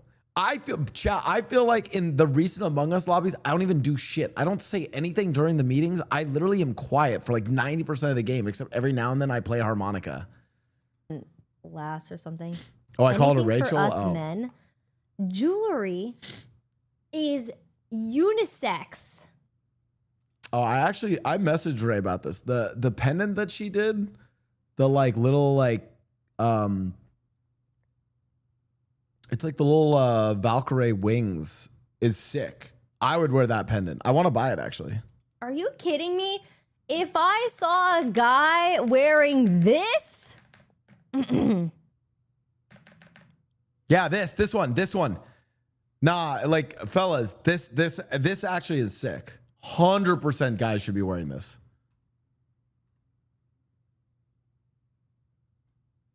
I would have.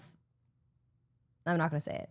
Okay. Okay, now Are you kidding me? This is freaking cute. And now I don't want. Now I don't want to buy it. The Now I mouse don't want to pad. buy it. Mouse pad's cute. Now I don't want to buy it. It's kind of hard to rock Okay, though. and then No, it's super easy to rock. I ain't wearing a streamer necklace.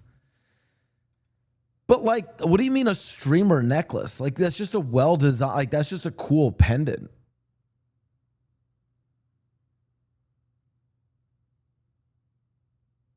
You could replace it with a slightly thicker chain if you wanted to. hey, this is freaking cute. Also the mouse pad. The mouse pad's cute. For two. He probably stands. I did. Do you like push it down in between your legs? There's no way. There's no way. This isn't real. This is not real. This is AI.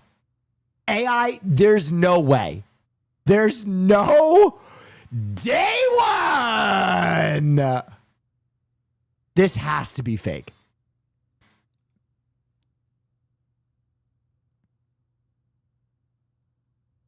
God, Cuomo's like the fucking worst. Like do you guys listen? And I'm not trying to go deep into politics here, but I'll just say this, chat. When they asked, I think we talked about this on stream during the debates. They asked a one of those stupid softball questions that you can't really get wrong. They asked if the Mets were in the World Series or the Knicks were in the NBA Finals, and you could only go to one of the games, which would you pick? And Mamdani was like, hey, you know what? I got to go see the Knicks. That's like a bigger, like, I got to go see the Knicks. I got to go support them. And then they gave it to Silva, and he was like, Mets isn't fucking real baseball. Yankees is the only fucking real New York baseball. I go to the fucking Knicks game. Just fucking lets it hang, right? And then Cuomo was like, well, I would try to spend half at one game and half at the, like, what the fuck kind of answer was that? God, it was so bad.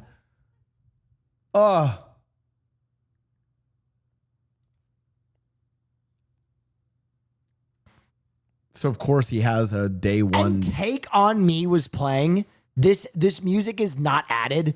You're telling me that at the Cuomo rally, ready day one, there was Hassan on screen and they were playing Take On Me. It's pretty good. Yeah, I mean, he makes me look like not a fence sitter. 5 reds equals a knife? Who's telling everyone about this update, bro? Who's next? Trump trading up 5 reds to a gold? What's going on, bro? 1, 2, 3, 4, 5. Can I trade up right now? Ugly. Okay. Tell me that one of her viewers told her to take that out. 9.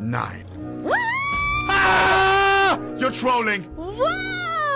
This is so crazy. You can trade up knives. She just deleted $1,000. Goodbye, $600 lightning strike. Hello, $50 Navarra. Lightning strike 07. 5 reds equals a knife? Who's telling? Guys, the worst part is? Here's the thing, though. That's fucking Foosley. You think she cares about a $1,000 CS skin? She got a YouTube contract, chat. That is funny as fuck, though. I didn't fully understand how that CS. Oh my God, here it is. How did you get out of there? Yeah, this was the pre-release cut before September 11th. Still flaps. Yes, it's right there. So what exactly are we doing? Don't worry, it's all part of the plan. We are professionals. Hey, get that out of your mouth. Yes. How many pieces are in the 4-piece luggage set? Well, I don't know. Maybe the company is called 4-piece.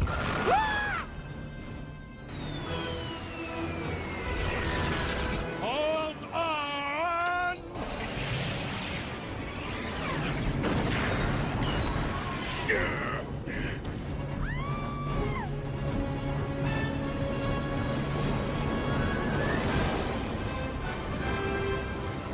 Okay, it's no time!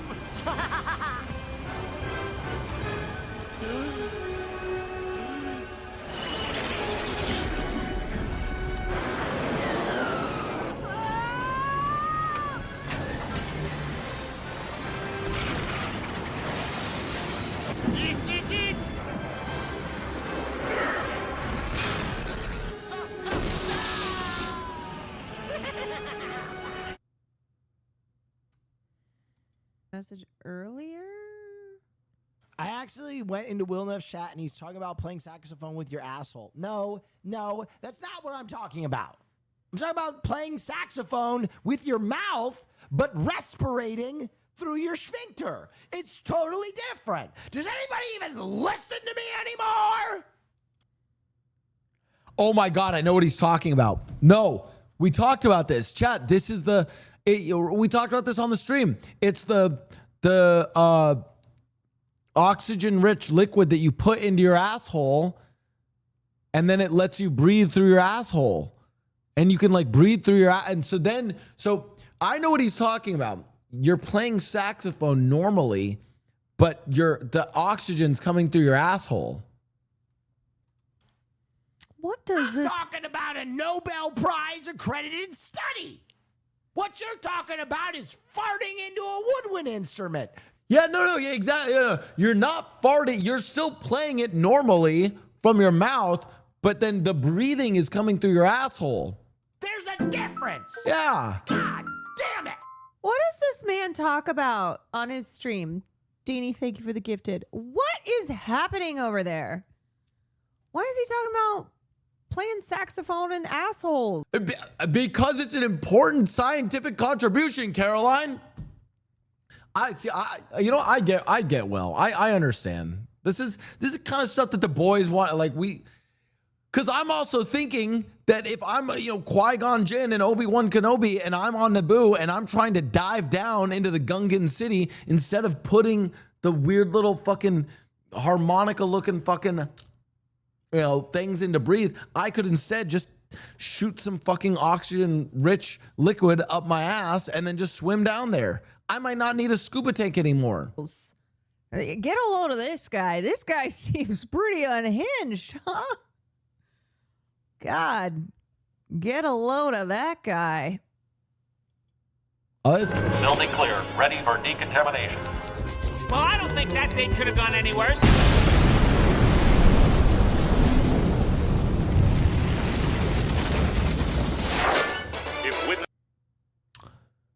Wait, did they cut this because of 9/11 too? How much was cut from our media and our history because of 9/11, chat? Oh, yeah, this is why I wanted to watch this, CoffeeZilla. Gambling has changed. All right, this is actually a long video that I want to watch, chat, because it's about gambling. Hold on, let me go to the actual YouTube. Changed. It used to be you'd Chat, do you guys, before we go into this video, do you guys genuinely feel like when I say gambling, I don't just mean like slots. I feel like gambling is just everywhere. Like anytime now that I watch NBA, like I've been watching NBA and NHL, I swear we just gamble on everything. It's like, what are your I got to check my parlays. What are you betting on this? Like I feel like we've just like hyper normalized any form of gambling.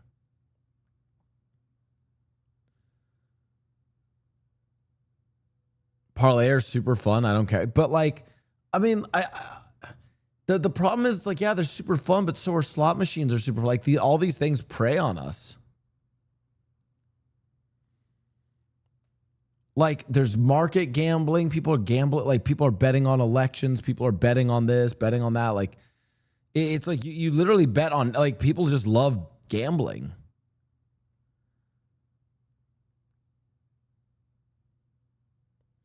Yeah, this is the other thing is like gambling is also like, it used to be like more regulated, and at least it was taxed out the wazoo, and like states and governments could make money off of gambling. But yeah, now all of it just goes to random offshore companies. lose your money on slots in Vegas, but today, not only can you do that, you can also bet on your favorite sports team, on the opening coin toss, on this individual pitch, or on all three in a parlay. You can do it from your phone, your tablet, your Apple Watch. You don't just have to gamble on sports, you can gamble on esports, on video game items. I mean, I feel like sports gambling is more ethical than gambling against a machine programmed for you to lose.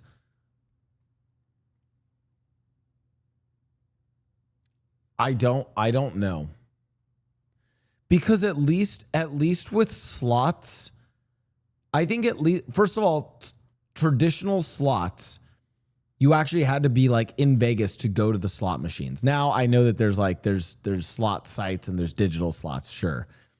But there's something about sports gambling and like sports betting that gives people there's almost something more nefarious about it because it gives you the illusion that you're in more control. On slots with those items. You can do it in Roblox or on regular stocks, on meme stocks, gamble with calls, gamble on earning calls, gamble on calls with earning calls. You can gamble on political events, world events. You can bet if Zelensky's going to wear a suit before July, if Jerome Powell's going to say inflation 50 or 60 times in September. And you don't just have to gamble on that. You can gamble on crypto coins, Trump coin, Dogecoin, Fartcoin. You can gamble on the champion of Fartcoin coin. And you can gamble on any of the posts the champion of Fartcoin has ever made on whether they will become popular or not. And if none of that's your cup of tea, you can also just gamble directly within your banking app on a game of roulette, like a gentleman. And don't even get me started. There's a banking app that lets you directly gamble.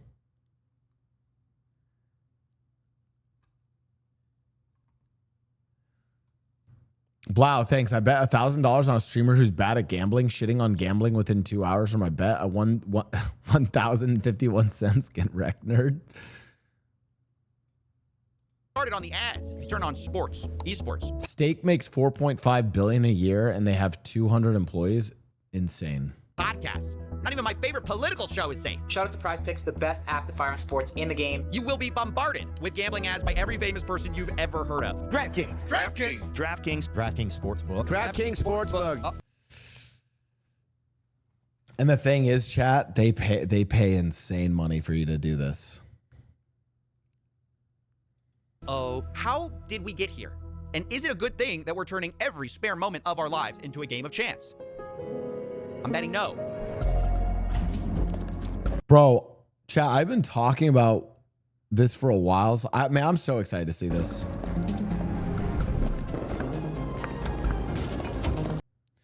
Blau would interview him. If I had a chance to interview Benjamin Netanyahu, would I? Absolutely, I'd fucking interview him. I'd fucking grill him. You kidding me? And I'm a Jew, so he couldn't pull out the fucking anti-Semitism card on me. It'd be great.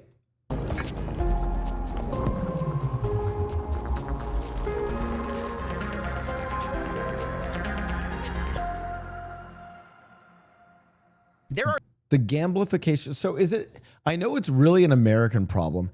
It's not as big of a problem in Europe, correct? Because of more regulations. 3 things responsible for gambling becoming more mainstream, but the first and biggest trend is simply the mainstream becoming more like gambling. See, Silicon Valley learned a decade ago that gambling mechanics are incredibly good for user retention, so they put them everywhere. Let's say you're shopping online. Well, now you can spin a wheel to unlock prizes. Or if you're playing video games, you can open a loot box, get some randomized items. You can even use those items as virtual currency in a casino we've made a 3-part series about. Or maybe you don't. I think CSGO, or I think CS in general was a huge factor in the normalization of gambling. I have a problem with loot boxes for adults, but we've also put them in kids' video games because, got to start them young.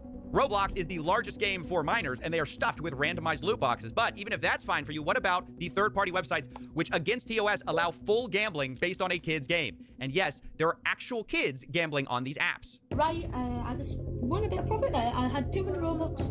No, I had 200 Robux in profit, 100 Robux in profit. But I lost them, but I had 50 Robux, and I lost it, and I thought I got 50 Robux again.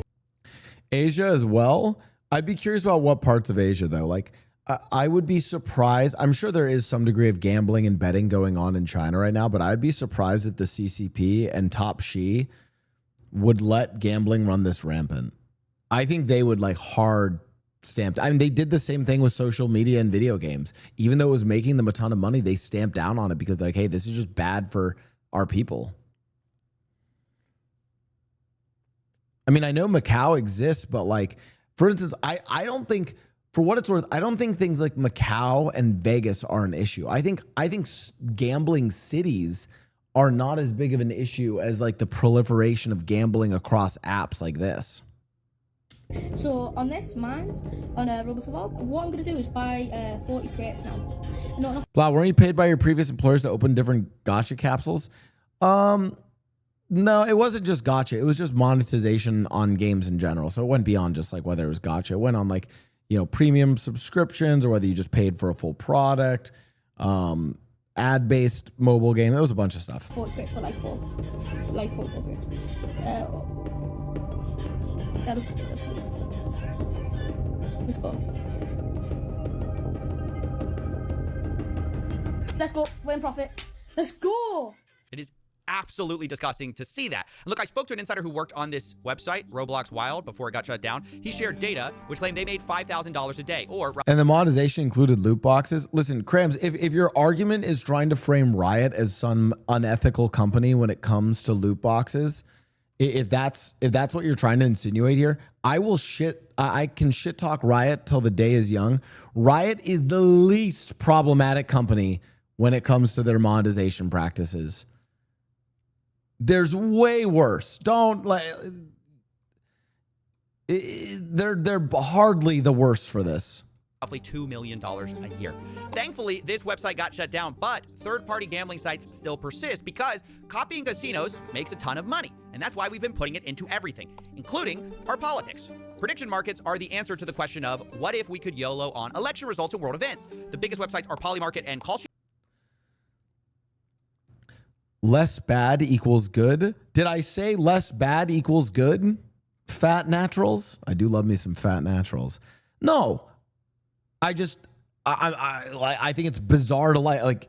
Krams is out here trying to rage bait me about something related to Riot, where it's like, of the video games that they've showed as examples in here, have you seen Riot mentioned yet? No, you've seen Valve mentioned, you've seen Roblox mentioned. Like, fucking chill. Which have exploded in popularity during the American election cycle. But it isn't just major events that attract bettors. I was recently asked to investigate whether this was a suit that Zelensky was wearing. Why? Well, the prediction market had bet $200 million in betting volume on this bet. And some of them were really mad that they decided, no, this is not a suit, I guess. Whether you think that is a suit, right? it is or not, the volume of betting here is insane. And one reason for that is because these companies are exploiting loopholes that allow betting even in states where normal gambling is illegal. Because these companies say they're not a casino, so they don't fall under the same rules, which is why instead of having to be 21, you can now gamble at 18 on prediction markets. And while there have been legal challenges to this, both of the major companies, Kalshi and Polymarket, have recently brought on the president's son as an advisor, making it hard to see how they're gonna be meaningfully regulated. Meanwhile, all the major betting apps are busy launching their own prediction market copycats to get around the same weak rules that we still have regarding betting. And don't even get me started on the other loopholes that are out there. Have you ever heard of the TikTok of sports wagering? This is Cheddar. We're building the TikTok of sports wagering. Legal in 20 more states than DraftKings. Accessible for 18 to 21-year-olds. Live in-game. They're literally advertising that it's accessible to 18 to 21-year-olds. Bro, I mean, listen, and I'm not trying to be like an old man yells at Cloud, but I literally heard some kids when we were out at bars. I heard some kids literally like, so I mean, presumably they were like 21 plus, right? They're still really young. They're probably 21, 22-year-old. And there was like a bunch of guys and they're all like around their phones, like looking at parlays and shit. And I was like, dude, like, fuck, like that's kind of cooked. Pro betting. Swipe to predict every moment of every play. I'm going to stop you right there. If you missed it, Cheddar is a new startup trying to combine DraftKings, TikTok, and Tinder features into one app. And one of the things they brag about is their TikTok, Tinder, and Draft. It's like basically like, let's create like the Exodia of like dopamine manipulation. for allowing 18 to 21-year-olds as a Yeah, I don't think it's not a cloud. This is old man yelling at all the houses being caught on fire around him in the neighborhood. Yeah, that's how I feel it is. Hold on 1 second, chat. I got to go grab more coffee and some food. 1 sec.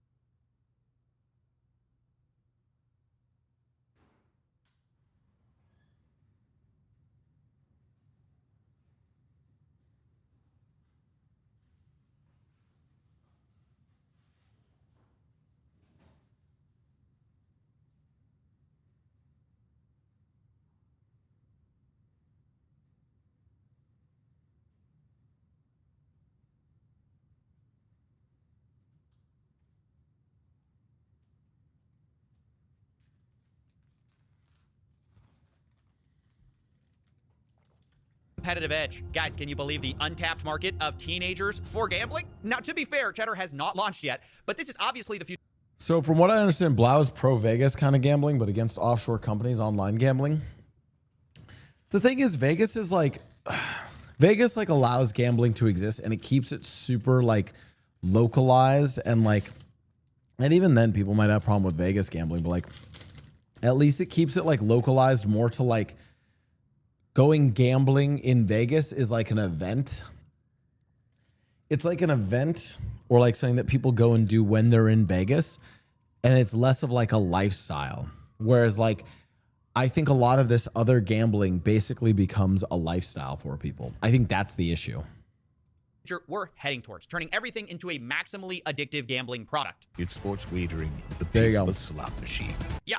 Isn't that the most dystopian thing you've ever heard? We're trying to turn sports betting into slot machines. I mean, the funny thing is this whole product is built around yet another loophole called a sweepstakes casino, and that's how they get around the 21-year-old age requirement. Here's how it basically works. Sweepstakes casinos claim that you don't actually need to purchase anything to play, so it's kind of not gambling. In fact, you can get free coins to access their games, but they also have a second currency which you can buy. Well, not buy, you get it for free when you buy the worthless coins. For example, their website says if you buy 100 cheddar coins, you get 5 bonus cheddar cash. And that's usually what you can gamble with and redeem for real money. This is actually how Stake US works. If you didn't know, Stake International is one of the world's largest casinos, but they aren't allowed here in the United States. So they have an American arm, which is a sweepstakes casino, which has gold coins and stake cash. One Redditor explains how the loophole really works. Quote, 1 stake cash is 1 USD. They only use gold coins because they need to say that you aren't gambling with real money to stay open in the US. Except, of course, you are actually gambling with real money. They just have a virtual currency workaround, which basically everyone has figured out. Some casinos are just kind of more honest about it than others. Cheddar's basically saying the quiet part out loud. They're going after 18 to 21-year-olds with TikTok, Tinder, sports betting at the pace of slots. And by the way, people are betting on their success. They're actually in a cohort of startups invested in by a Silicon Valley investment firm called A16Z. But if you think that's a bad idea, now let's talk about banks and gambling. I recently made a video on Yada, which was a fintech, which is a complicated story. We've done a ton of work on here. I mean, realistically, if you guys want to know what, so far, I think I'm worried that now that I know that Donald Trump Jr. is on board with some of these, because I will say one of the only good things that the Trump administration has done is they actually did crack down on gambling in the U.S. with some of the legislation that was in like the fucking big beautiful bill. But I think you need way stricter regulation on this. I think like we need to fucking rip the Band-Aid off and just start going crazy on this shit.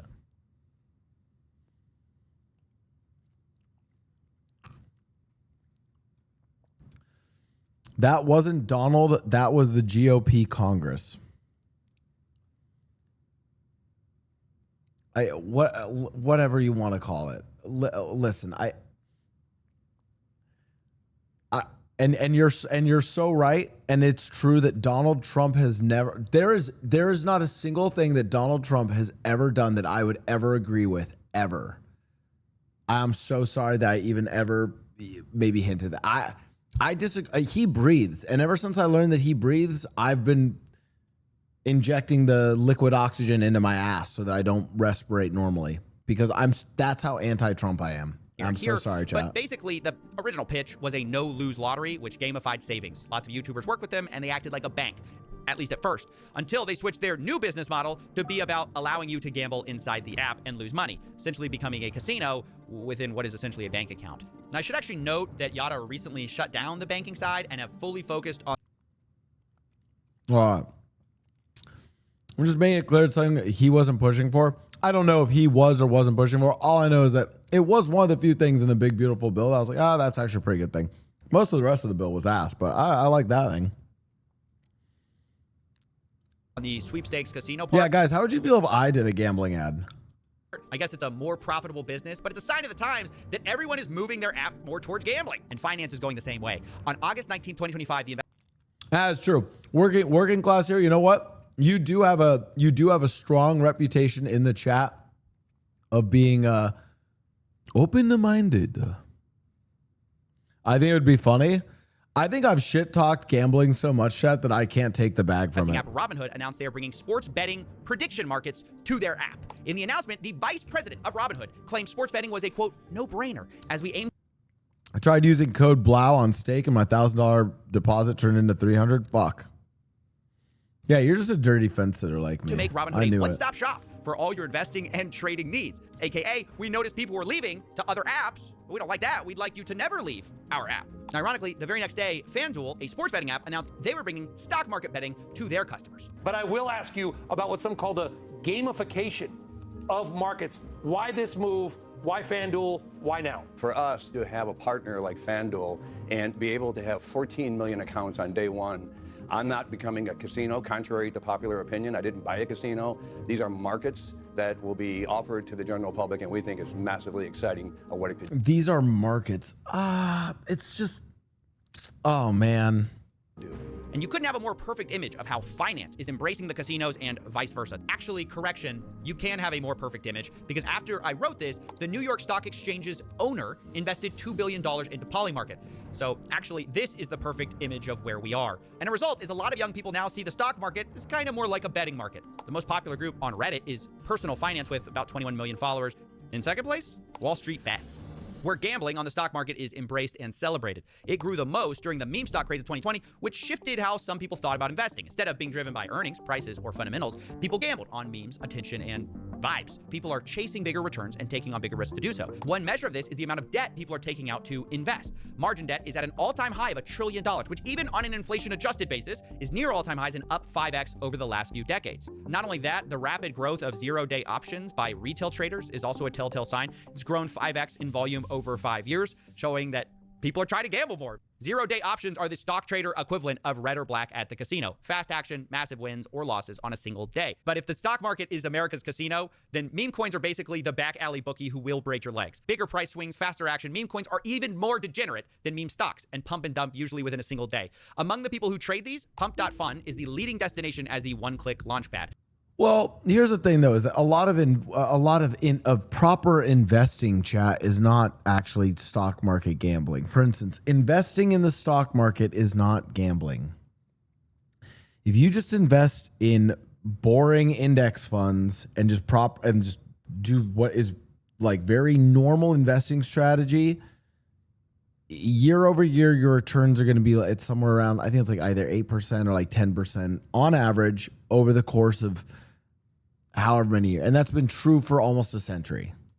Anyone can make a meme coin in seconds, and there is no value in it other than the expectation that someone might be more foolish than you and buy at a higher price than you did. And of course, Pump.Fun is happy to take a cut and make most of the money. Most traders will lose, but now you can also get a cut if you're a content creator who pushes one of these coins. We've seen the same thing from launchpads like Meteora. They allow creators to have a split of some of the trading fees, and it kind of democratizes the grift. Now, anyone can farm their followers and fans for money. You don't have to be particularly sophisticated, and that's actually how Trump made millions of dollars in fees with Trump Meme Coin without ever selling. He just farmed the fees. And to be clear, this money doesn't magically appear. It's being siphoned away from regular people who mostly lose. It creates a sad ecosystem where most creators are racing to the bottom for attention to get their audiences to pump their worthless coins, leading to a predictable spiral where most are scamming, rage baiting, or otherwise trying to shock each other into becoming the biggest grift of the day. Ups, it got drained. Thanks for the 20 bandos. It's ripping. What? If you've ever heard of a zero-sum game where someone has to win for the other one to lose, this just, I'd love for CoffeeZilla to do a video on this, which is like it's like the outrage economy or like the rage bait economy. Like we're not even rage bait. It's like a mixture of like nuisance content, rage bait content, like a lot of content, it feels like nowadays, whether it's streaming or elsewhere, is like, how can I just say the most outlandish shit, or how can I just go and do destructive shit and like farm clips and just be like a complete piece of shit? It's meme really coins are bad negative sum because of all the trading fees. Most people, by definition, will lose. The real winner, of course, is Pump.Fun and people pushing it. According to one analysis, Stop hinting and just say kick.com. What? No. It literally happens on Twitch too. It doesn't even, it's not even just a streamer thing. I see it happen in other forms of content too on YouTube. And you can literally see it happen in short form content as well. Krams, Krams, I need you to wake up, buddy. they've generated revenues of over $800 million for themselves, while almost none of the traders have made significant profits. According to one analysis, 0.4% of all traders will ever make over $10,000. So almost no one. And look, the reason we're going through all of this is to explain the many ways that gambling is no longer just about slots, cards, brick and mortar casinos. We've injected it into every conceivable aspect of our lives, and that has two effects. One, it feels like inescapable. You cannot avoid. It feels like it's cultural at this point. It's literally everywhere. And then two, it's also harder to understand and study because most researchers are studying like casinos, sports betting, but so much of gambling is not that anymore. So as we get to the numbers of this stuff, remember, everything's going to be an undercount. But it is still important to talk about those casinos, and that's where we're going to shift now. Starting with the biggest trend that has happened for these casinos, and number 2 on our reason, which is sports gambling becoming legalized. Rewind the clocks for a second back to 2018 when the Supreme Court overturned a federal ban. At the time, basically, you could only sports bet in Nevada, but after this, you can see in a few years, we completely flipped on the issue. Most states now allow sports betting, and along with that, the advertising budgets for these companies is absolutely enormous. DraftKings, FanDuel, Underdog, Prize Picks, they've spent hundreds of millions of dollars. Yeah, I'm sports journalists don't exactly working class here. The other thing is like so many people won't.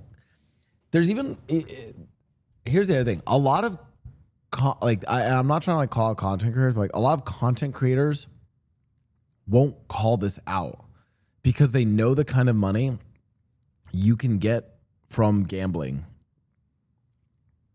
and sports betting. I had an offer earlier this year, chat, it was literally for sports betting. And I had to turn it. Listen, I looked at the money and I was like, fuck, maybe I should take this. I had to turn it down though, just because of consistency, because I've already shit talked gambling and sports betting enough that I just couldn't do it.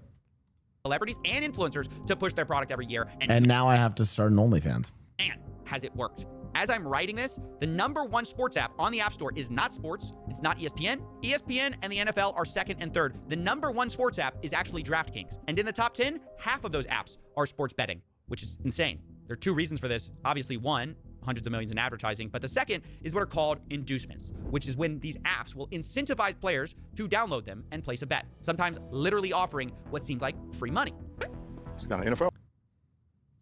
That's also just how you know how much money they make from people, which is that they will literally give people free money. They will say, hey, you know what? We'll let you gamble on our site as long as you just set up an account. We'll let you gamble X amount of money for free. Offer. Don't play with me. We just turned $5 into $150 in bonus bets. New customers bet $5, get $300 in bonus bets if you win. New customers get risk-free bets up to $2,000. Now look, the reason casinos do this is kind of obvious. If they can make you place 1 bet, they're more likely to place the 2nd, 3rd, and 100th. But even setting aside the fine print of these weird offers, does it not strike anyone else as weird that we're allowing gambling companies to give away free stuff? Imagine the cigarette industry told you, buy your first pack, get 50 free packs free. It's literally this. I think it's because and hear me out, chap. Cigarettes or drugs or other things that are addictive, right? Like, and we showed how addictive cigarettes can be. It's like a physical component that's addictive. And what we don't realize is that gambling is just as addictive as cigarettes, but it's not a physical thing. It's a purely psychological loop of addiction. To get you started. Imagine Budweiser said, shotgun 1, they'll send you a case for fun. It's insane. And yet, that's exactly what these sports betting apps are doing. I think gambling is actually more addicting. And once you're in, these apps will also cater to their biggest players, biggest losers, called VIPs. They will send them gifts as they spend their life savings. And there have been multiple lawsuits actually about this. And to make it worse, if you do the opposite and you actually win too much on these apps, they will try to limit your betting, as one investigation found. If you The other thing is, I wonder... I was going to say that I think that this predominantly, I think it predominantly preys on the poor, but I actually might disagree with that. I actually think weirdly enough, I think a lot of the people that this truly preys on are like whales, are like very rich people who have horrible gambling addictions. Like, I think they make the most money probably, like that's probably who they're making a ton of money from. Because, I mean, you could only make so much money off of a bunch of, like, relative, like, show any real ability to effectively handicap a game and beat the sportsbook, they will limit your bets and essentially kick you out of the sportsbook. They will not let you win. Can you talk to me a little bit about how sportsbooks treat you once you start winning? They don't want to accept your bets. Yeah. But we saw some are targeting 18 to 21-year-olds. I think the strategy is this. They want to target and get kids addicted. And then when those kids end up being successful or making money, they're now addicted to gambling and will then place bigger bets. I would say the biggest damage is on the people in the middle who have some extra spending cash who would normally be saving but now bet. Ooh, probably. I mean, yeah, there just might not be enough of like the really big spenders, but I do think there is a lot of like new money are the kinds of people I would expect to bet on this stuff. One whale is nice, but a million minnows is nicer. True.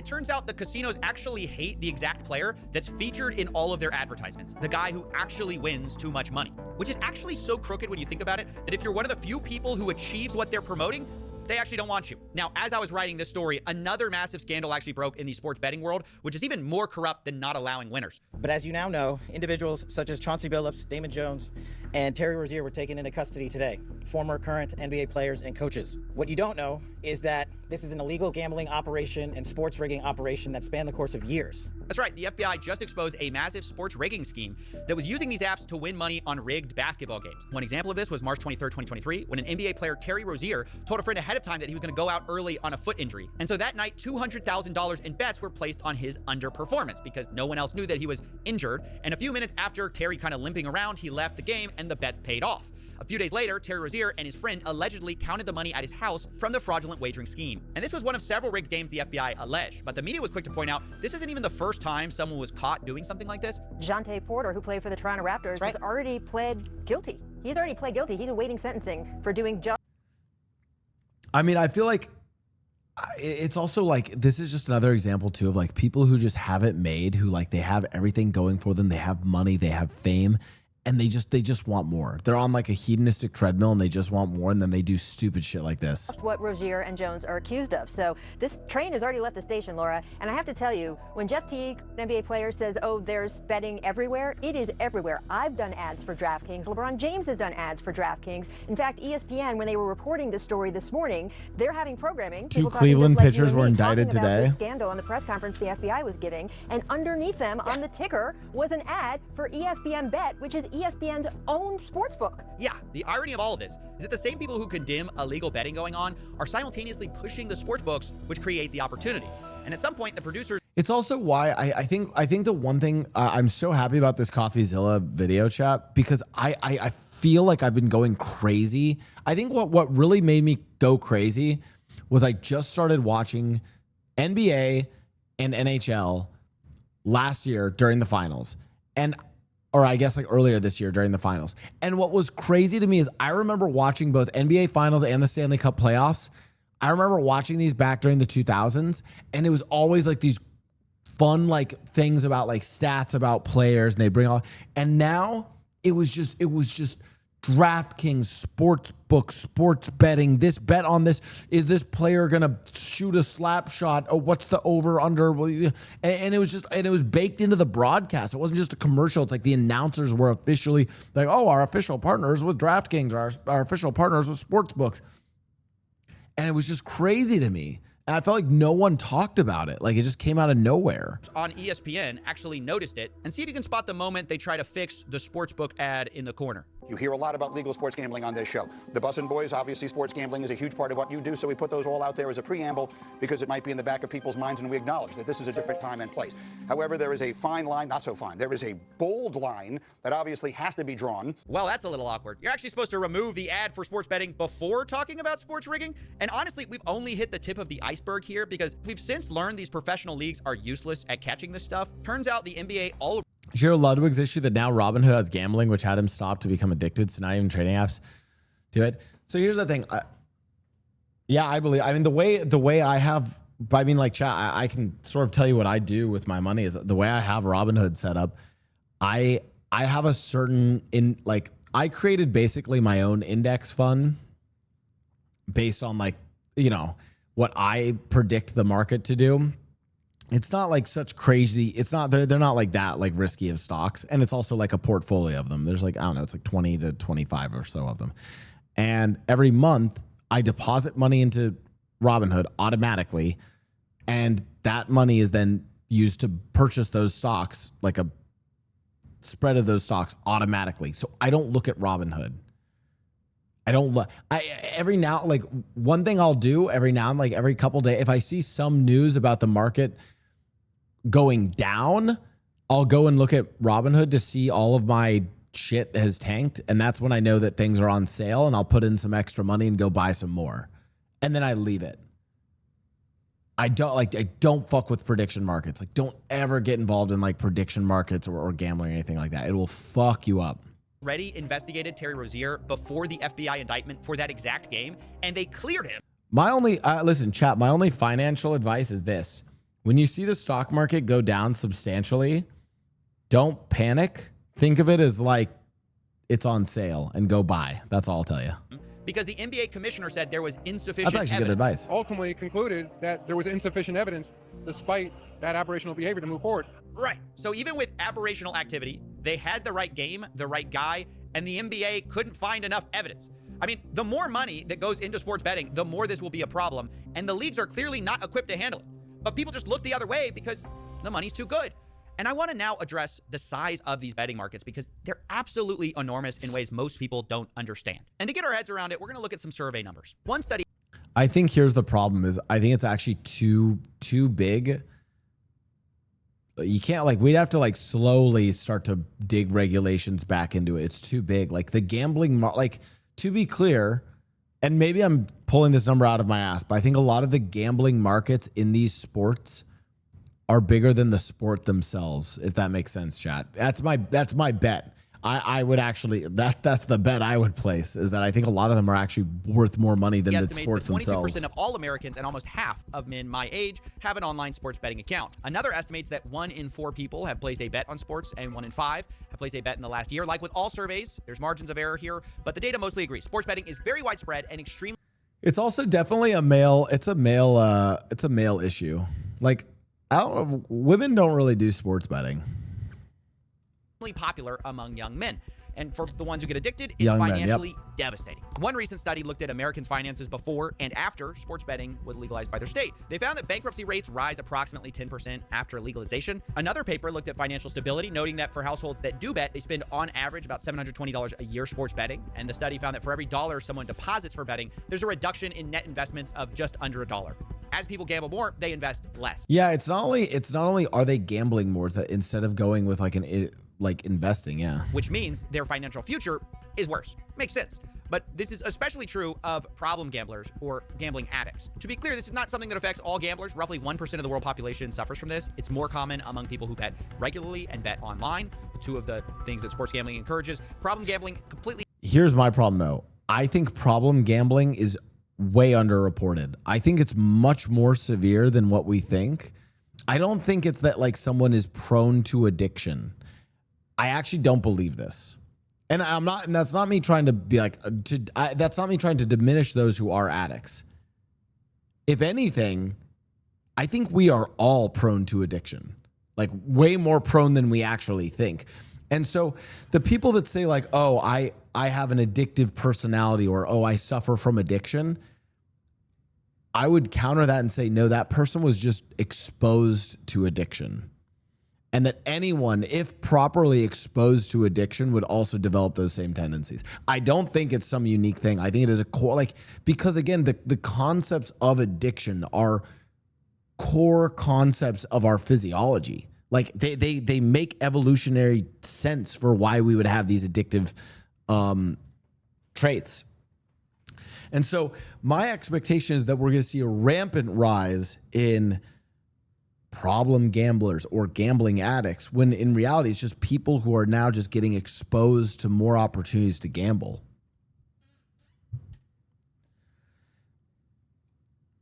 I mean, aren't some people more prone to be addicted than others? Like alcoholism? I'm not sure. Actually, this is a good question. Alcoholism, yes. Gambling addiction, no. And here's why. Alcoholism is literally the way some people's bodies will handle alcohol is just different. The thing is, gambling addiction is not a physical substance. Gambling addiction, usually the way addiction or these things work is it's a physical substance, and then there's the chemical reactions within the body to that substance, and then some sort of reaction. The thing is, with gambling, there is not a physical substance being put. It is strictly these chemical reactions that are occurring due to a stimulus. And these these chemical reactions that occur from gambling are innate in all of us. It's the classic Skinner box. The dopaminergic pathways that gambling preys upon are innate in all of us. There's a reason everyone can become addicted to gambling.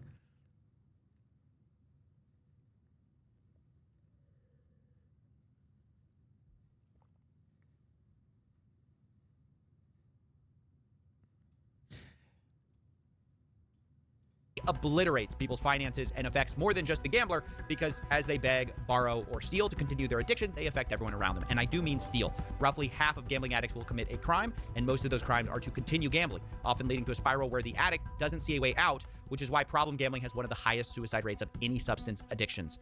Full stop. I don't get it. You know none of this matters, right? Yeah. You've tried this before with Roobet, CS2, and it did nothing. Yep. No, literally, I mean nothing. Absolute silence. All the moralizing, the anti-gambling, you're wasting your time. Yeah. I actually feel the same way as CoffeeZilla about this. I feel like it's something that I've like kind of talked to you guys about before, chat, but it's something I don't want to harp on or moralize about because I feel like it's too far gone. Like I actually just feel like I'm uncool because parlays are like that's what all the cool young kids are doing. And I feel like a fucking loser. I feel like an old man yells at cloud, and I feel like it's just too far gone. Damn. Let me tell you a story. A year ago, I was offered $20,000 to do a video by Casino. Now, I said no and made a whole series about it, but what I didn't tell you is that later I was offered $1 million to cover my legal fees in an ongoing case. Now, this was offered by a person who said they wanted to remain anonymous, no strings attached, very nice person. They said they wanted to just help out. Sounds great. But then I found out the money was coming from a sports betting company. They were one of the top people, and that's obviously a dilemma for me. I am publicly against gambling, and here this person's kind of privately telling me, well, gambling can pretty much solve all my problems. Pay my legal. When I tell you guys that creators, the money that you can get from gambling and sports books and sports bettings is insane. And I actually want to be really clear here, because as much as I'll kind of moralize against it, I want you guys to know I do not shame or fault any creator that takes that bag. If they take a stake deal, kick deal, sports betting, sports book, I don't care when creators do it. I actually don't. I can't, because for a lot of them, that's their own individual choices that they need to make for their life. And I don't want to be the guy moralizing about why you shouldn't take those deals, because frankly, I don't need to, because I'm financially secure. And it's not fair for me to be telling people what they should be doing. So just full stop. So when I criticize this stuff, I want you to know I'm only criticizing the companies at large that do it and the legislators that aren't regulating it. Full stop. Legal fees, they're telling me, oh, their company's regulated, it's fine, it's above board. Ultimately, I had to say no. Thank you for the offer, but in my head, there's no such thing as $1 million. You can still be anti-gambling and take the back. I think it would be. I think you guys would lose. If I was you guys, I would lose respect for me if I took a gambling bag. I'll be honest. $1, no strings attached.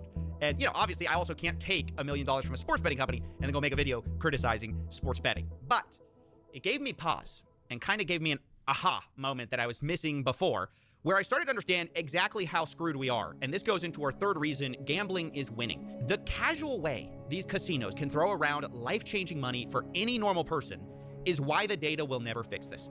It's why having enough sad facts about addicts or interviewing people whose lives were ruined will not change things. Believe me, I've done it and it's never moved the needle. To be honest, it's not even debatable that gambling is kind of bad for most people and life-destroying for a few. Even the industry kind of admits that. But the reason gambling is everywhere in spite of that is there is too much money in the game benefiting the people that make.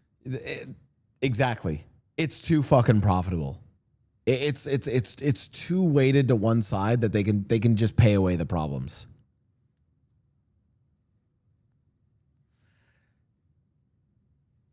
Like, and like I said, Chad, I'd like to say that I wouldn't. Let me put to you guys this way. I'm going to be really honest with you, Chad, because I don't want to seem like I'm some better person than other streamers or other creators. I will be very honest with you. If I am given a sports betting or gambling opportunities that are at my rates, that like what my viewership or social media, Instagram followers, Instagram reach, YouTube followers, YouTube reach, like my overall holistic portfolio as a creator, if I'm given one to like what that is worth, and it's all with sports betting and that, it's worth a lot, I will say no. If they paid a premium and offered me a little bit more, I would still say no out of moral principles, but that comes down to the fact that I'm financially secure. If they offered me a double premium, like double my like what my normal rate is, I'd probably say yes. I'd probably say like that. There's a certain number that they could offer me that I'd probably say yes, because I could be like, oh, like, wow, now I can, you know, because of certain personal things that could allow me to do. I could be like, oh, wait, I could actually just go and buy another piece of property. Like, I mean, and here's the calculus. I'd be like, oh, I can buy a piece of property in California for my mom to then come out and retire in. You know, my dad is likely going to pass away before her, and I don't want her living alone in Colorado. I would, you know, move her out to California to live near me. And that's something I could then do. And that'd be meaningful to me. And I guess the thing is, and again, it's like one of those hypotheticals where like Krams even gave the hypothetical of like, well, would you do it for $1 million? I'm like, chat, what's crazy about this, and this is the point that CoffeeZilla brings up, the number that they could offer me, I'd like to think it'd have to be really fucking high. But what's crazy is they actually could hit that number. They can pay that out if they wanted to. If that makes sense. That's, I think, what's scary. Like at a certain point, they actually can just pay that. The final decisions, right? Think about the states with tax revenue, the casino profits, the influencer payouts. There's a small group that gambling is incredible for. So incredible, it basically defies logic. I'm talking billions of dollars in profit. They don't want me that much, though. Why gambling is everywhere. You can't just look at the statistics. You have to look at the money. And I want to show you exactly how this works with an example. This is Matthew. He's better known online as Nadeshot, and recently he took a gambling deal with an offshore crypto casino. And when he first talks about the deal, I want you to notice it's a little strange. He almost seems hesitant. Boys, we just partnered with Rootbet, and before I say anything, don't gamble, okay? You will lose. I promise you, you're gonna lose. But that's why I partnered with Rootbet, so they can pay me to gamble. So even when I lose,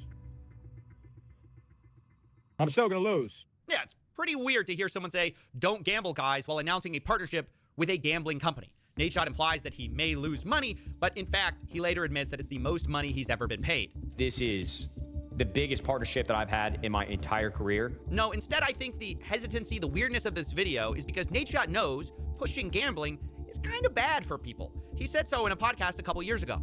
I definitely think that people streaming on Twitch, all the crypto betting, certainly incentivizes younger kids to be more interested in crypto gambling. Like, I know personally people that should not have been gambling online, but because it's...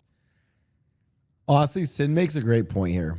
They have forget your morals money. And here's the key to this, chat. I just don't want to lie to you guys and say that I'm so morally sound. And by the way, I actually think the biggest thing for me is not whether I'm morally sound or not. The biggest thing for me is that I have general financial security. If I didn't have financial security, you bet your ass I would throw my fucking morals out. Are you kidding me? If I don't have financial security, I'm throwing my fucking morals out to make, like, that's just the reality that any individual person probably is going to make, unless they're better people than me. So that's the other thing I want to say is me not taking gambling money has less to do with me being a good person or being moral. It has more to do with the fact that I'm financially secure. I'll just be honest with you. And I know you guys appreciate when I'm honest, right? So easy to gamble with crypto. They did it when they could not afford to do it, and it has not worked out well for them. Right. Exactly. But what you guys could do is exactly what Working Class Hero said. You guys need to make me so rich that there's no amount of money that they can give you. I need to just directly take money from my community. Think about it this way, chat. I could take money from gambling, and then you guys give all of your money to the gambling sites, or you guys just give me your money, and then I don't have to take money from gambling sites. Great point. Make sure you guys give some subs. Appreciate you so much. Personally, it's bad. But for the reason why he's doing it anyways, just fast forward 2 minutes in the podcast and we find out because the host asks, a hypothetical. What if someone offered Nadeshot $100 million to promote gambling? And well, let's just say his tone changed. I ain't turning down $100 million, bro. You got me up, brother. I'll go on there and I will crypto gamble 24/7, dude. At that point, man, it's the parents' fault. Hey, I'm just working over here. You're going to pay me more than LeBron? Brother, I would be lighting up, cash on fire, gambling crypto. I would sell my soul for 100 M's. Are you fucking kidding me, dude? We should clip this. We should send this over to Kick. I won't sleep. I will be your workhorse. You want me to pump blue chews and crypto gambling? I will do it all. I think as much as people might dislike that he says it this way, I think he's being honest. I think a lot of people are like that. You got me fucked up. Let's be honest. $100 million? Yeah. Them kids, dude. Fuck them kids. Look, I'm just going to say, you can say he's wrong for saying that. He's a bad person for saying that. But the reality is, this is why gambling is winning. The casino Coffeezilla probably agrees with that too. have so much money, they are buying people's souls. Even people who kind of admit gambling's kind of bad. Put enough money on the table, and Nadeshot says, hey, fuck them kids. And by the way, speaking of fucking them kids, let's talk about Drake. W's in the shot. It isn't just streamers or influencers shot. taking deals. It's the biggest rapper on the planet. He signed a reported $100 million. I think this is where I'm a little concerned. And by the way, I like X signed his crazy Kick slash stake deal, and then X I think got generational wealth from that, but X didn't quite have generational wealth before that. He then got it through the deal. Drake has generational wealth and then sold his soul to the devil. That I don't like. This is the kind of $1 deal recently with Stake, the crypto casino, which is wild. There's really no endorsement deals like that anywhere else that hit those kind of numbers. And just like Nadeshot, Drake wants you to know that, even though he's taking the money, gambling isn't for everyone. Recently, he posted an $8 million loss, saying, gotta share the other side of gambling. Now, maybe some of you think that's brave, but to me, I see that and go, Drake, that is the only side of gambling for most people. If any normal person lost... X didn't have I don't know if X had generational wealth ahead of the Kick deal. Maybe he did. I don't know. How much is what do you guys consider generational wealth? $8 million, their life is... Yeah, I think Mr. Beast taking money, people who are for me, my understanding was XQC became set from that deal. Over and their legs are broken. You're the only one with another side to this whole thing. Where, to be clear, that other side is reportedly getting paid $100 million. And to be clear, it's a lot of people taking these deals. I'm not trying to single anyone out. Let's also take Kevin Hart, right? One of the world's... Oh, by the way, chat, I want you guys to know. Oh, I did want to let you guys know this. I'm going to stream on Kick. I hope you guys know that. I'm multi-streaming on Kick. But I'm streaming on Kick just because I want to stream roleplay on Kick, because I think GTA roleplay is really good on Kick. To be clear, and for full transparency, this is not a Kick deal. I have no Kick deal. And I'm not doing any of the gambling stuff on there. Oh, by the way, Captain Cobalt, Artificial... I'm multi-streaming. I'm still going to be streaming on... Guys, it's just like when I multi-stream on YouTube now.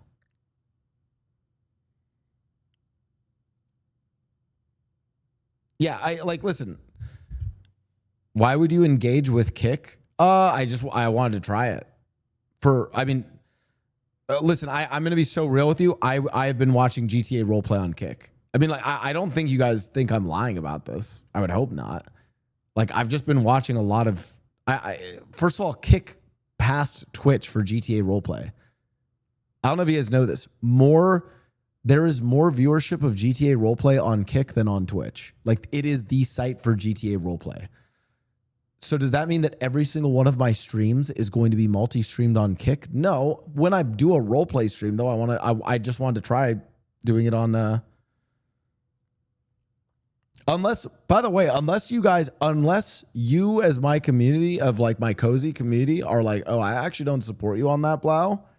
You know, fuck it. I'll ask the Discord later about this. Because if enough of you guys are like, hey, like, we don't really want you doing that, I won't do it. But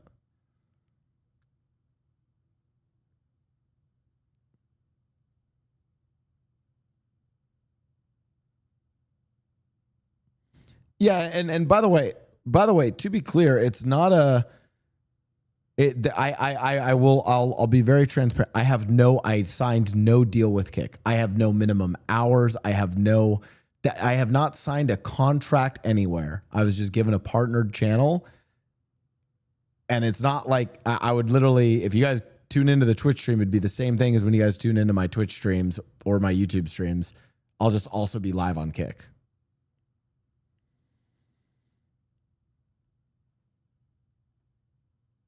So only the RP stream. To be clear,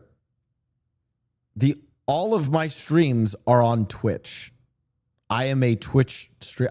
All of my streams are on Twitch. I multi-stream and put them elsewhere.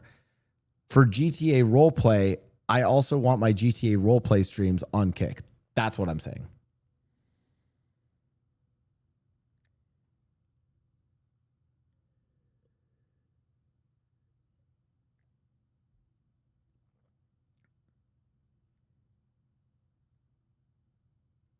Yeah, to be clear, you guys, in case you guys are wondering,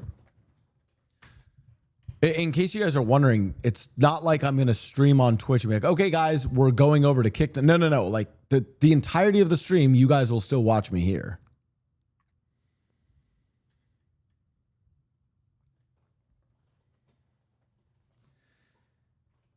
I don't know. I think, by the way, crazy time to be announcing that I'm going to stream on Kick. I mean, here's a genuine question. Would that affect you guys? Be like, oh, I don't really want to support Blau now that I know that he also streams on Kick. I figured most of you guys probably just don't really care. Like, you're still going to watch me on Twitch, right? Like,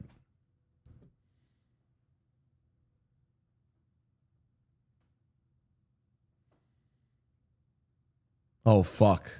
That's an unfollow?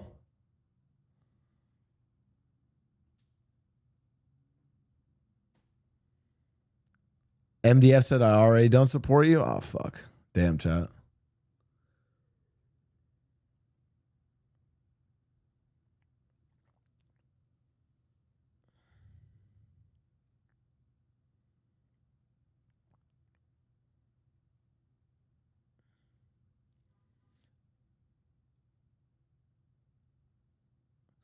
I would still support you no matter, but whether I'd be okay with it is different. Ooh. And by the way, wait, I want to also be clear. I don't think you guys have to be like fully okay with it. Like you guys are like, yeah, still watch Blau's content, but I do think a little less of him that now that I know that he multi-streams his RP streams on Kick. Honestly, yeah, that's right. And listen, I don't even know how long. I don't even know. I'm gonna try it. I just want to see. I think I want to try it, see how it goes. As long as you guys know that, like, I do want to be clear. I'm doing it because I genuinely think Kick is the best platform for GTA roleplay right now. Twitch just hasn't kept up. And I think you guys, I think you'd be living under a rock if you didn't see how big roleplay has gotten on Kick.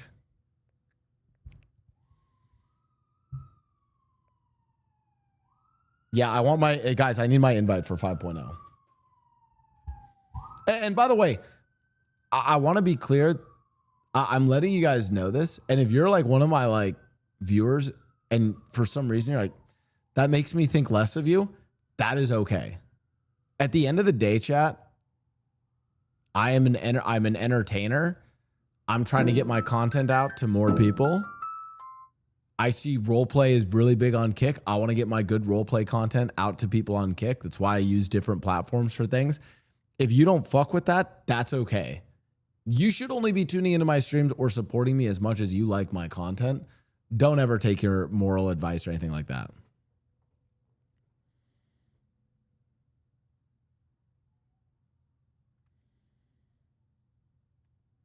like I said before, most GTA RP streamers are small to medium, and they went to Kick for better money. Nothing changed on Twitch. It's just everyone else sold out. So why not you?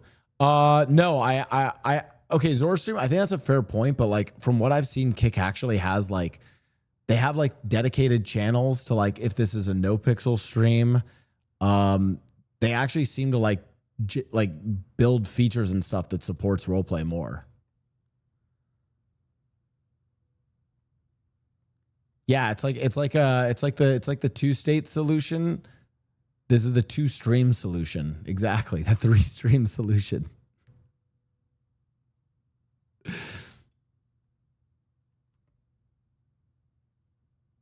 I mean, like, listen, you guys can actually ask. A lot of people just genuinely prefer watching on Kick too, because of the ads.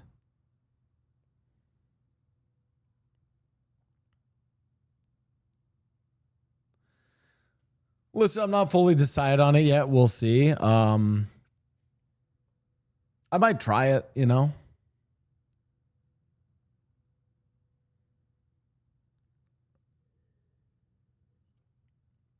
Yeah, I kept even saying, like, even when you multi-stream to YouTube, I'd rather watch there.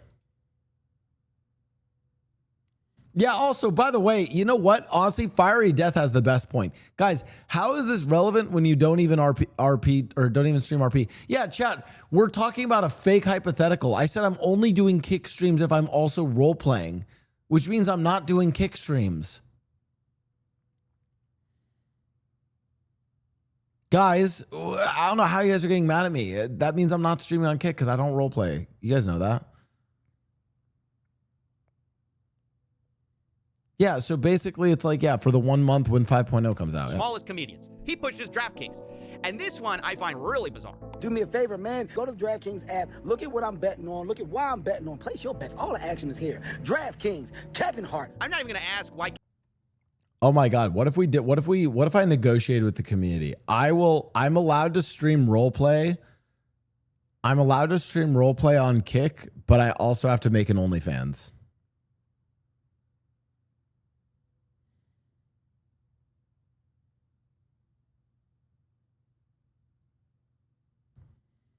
Lizmari said, I'm not mad over you considering Kick your grown asthmatic and make it so.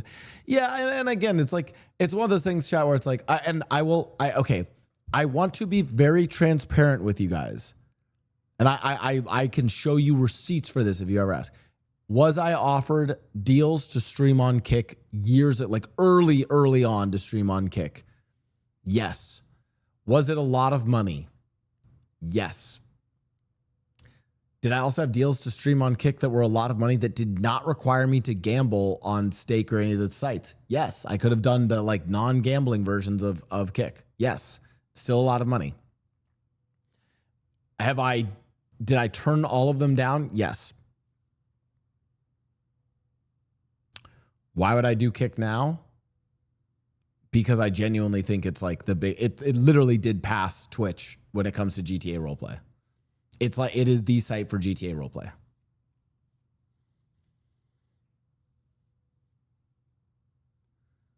Kevin needs you to get on DraftKings and bet. Like, the fact is he's worth a reported $450 million. But the real thing I find so gross about this is that Kevin Hart has gone on podcasts and talked about the need for financial literacy. You know, he talked about this on Joe Rogan. The biggest problem within our community is knowledge. We don't know. Debt is welcomed. Oh, by the way, I joked about the OnlyFans. I would consider at some point, Chad, doing like I don't think I'd ever do OnlyFans just because of the name associated with it. I would consider doing Fansly and doing like cosplay pics on Fansly. I would never do like nude stuff, but because it's celebrated. That's all we know. The knowledge isn't given. So it's not till you obtain that knowledge and understanding that you go, oh, shit. Oh, this is why you put money up. This is how you increase versus decrease. Oh, this is how you earn on your money. Yeah, it'd be like what Austin does. I can gain wealth by investing. It was actually because Austin basically was like, Blau, you realize you post what I post on Fansly, but you do it for free. And I was like, oh, shit. Investing in what? The stock world is what? How many people partake in the stock world? And is there a part that isn't necessarily gambling? Is there a low risk part? The information isn't there. Yeah, Kev, maybe the information isn't there on the stock market part, which isn't gambling, because you're too busy telling them about actual gambling. There is literally low risk stock market investing. Kevin Hart's a fucking idiot for saying that.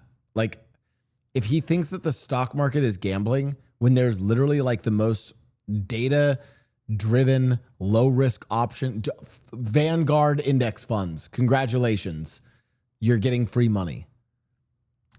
That's what they mean by low-risk investing. It's like, cool, you just put money in a Vanguard index fund, you're going to probably make 8 to 10% returns every year on average over the course of God knows how many years. Understand that Kevin Hart is not just a guy who sometimes talks about it on podcasts either. He has a whole partnership, an actual partnership with Chase Bank, where they ran a campaign.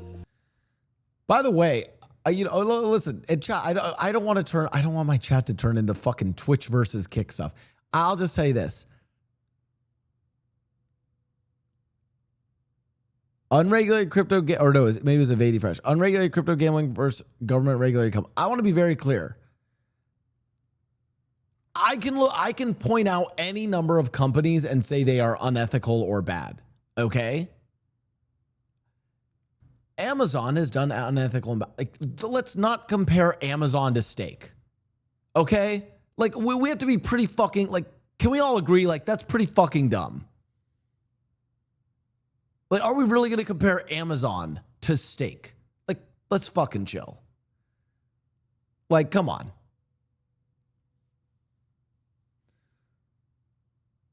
That being said, do I think Kick exists only to promote gambling? No, I think at this point, I actually do genuinely believe at this point, Kick has expanded their strategy and actually wants to be a legitimate live streaming platform.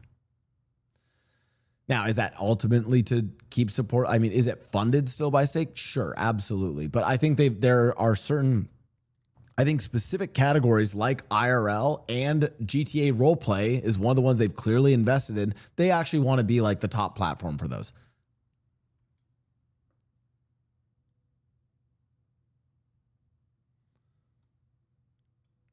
To improve financial literacy. But then Kevin goes on the side and he's pushing DraftKings, which preys on people's financial illiteracy. And while we're talking about small comedians with big bank accounts, let's talk about Joe Rogan too. And listen, I'm not trying to be high and mighty with all this stuff. I know it sounds a bit like that, but believe me, I am eye level with these guys, okay? I'm very short too. So that's kind of ignorant. Kick is a huge loss leader being funded by Stake only because it funnels people to Stake. But I mean, then again, I would also say Twitch is kind of like in a similar way, Twitch is also a loss leader. I mean, like in a sense, again, maybe this is a incorrect argument, but you could argue that Stake as a broader company sees that they could be successful in live streaming with Kick, regardless of their funneling of people over into Stake, and that they could control a expanding market of the creator ecosystem by having Kick. And that there's specific categories that they want on Kick as a result of that. I don't know.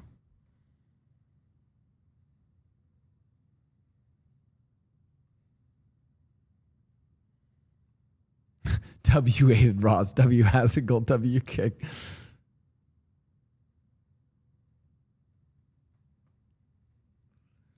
W's in the chat.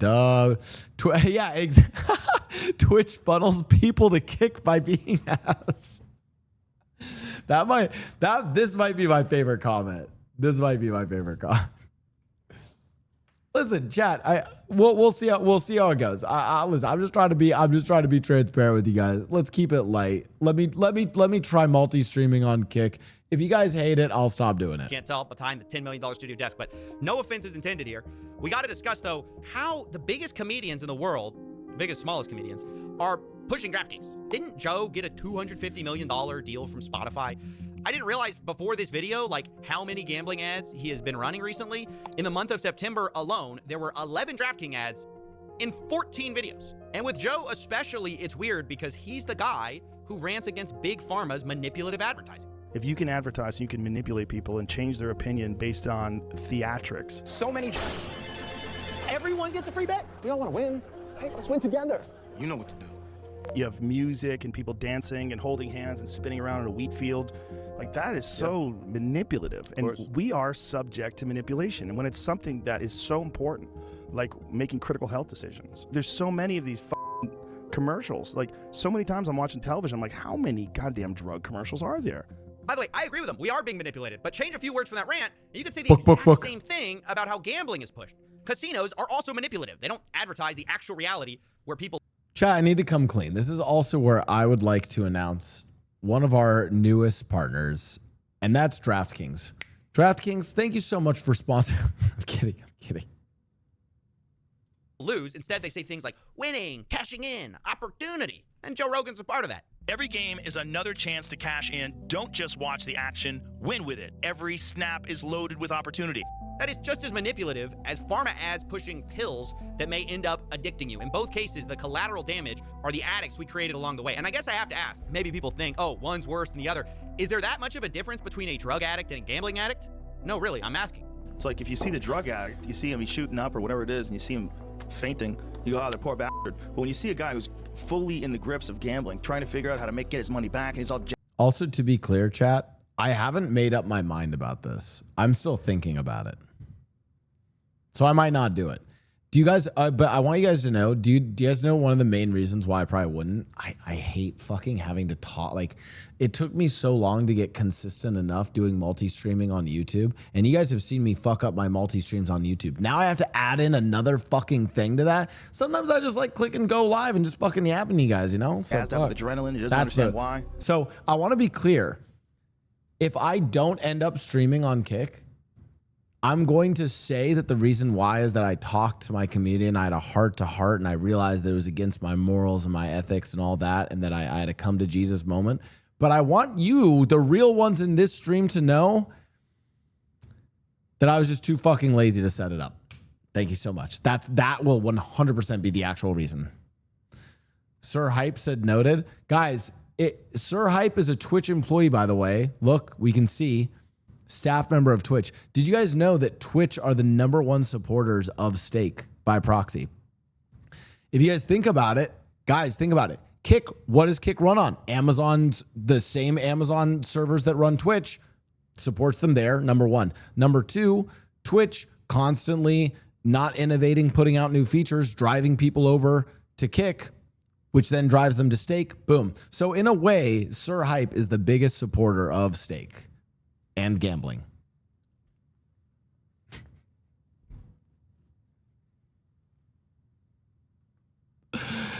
Exactly. He's like, No, but I mean, like, I would actually, Sir Hype probably can't even comment on this, but I would say, you guys probably remember when Kick first came around, I actually didn't think Kick had longevity, and I thought it was much more of a, like, this is just like a way to funnel people to Stake. I view Kick as a actual competitor in the live streaming space to Twitch. I've looked at the numbers and I've seen that they actually beat Twitch in terms of GTA roleplay viewership. Do I think am I a Twitch doomer? No, I think Twitch is fine.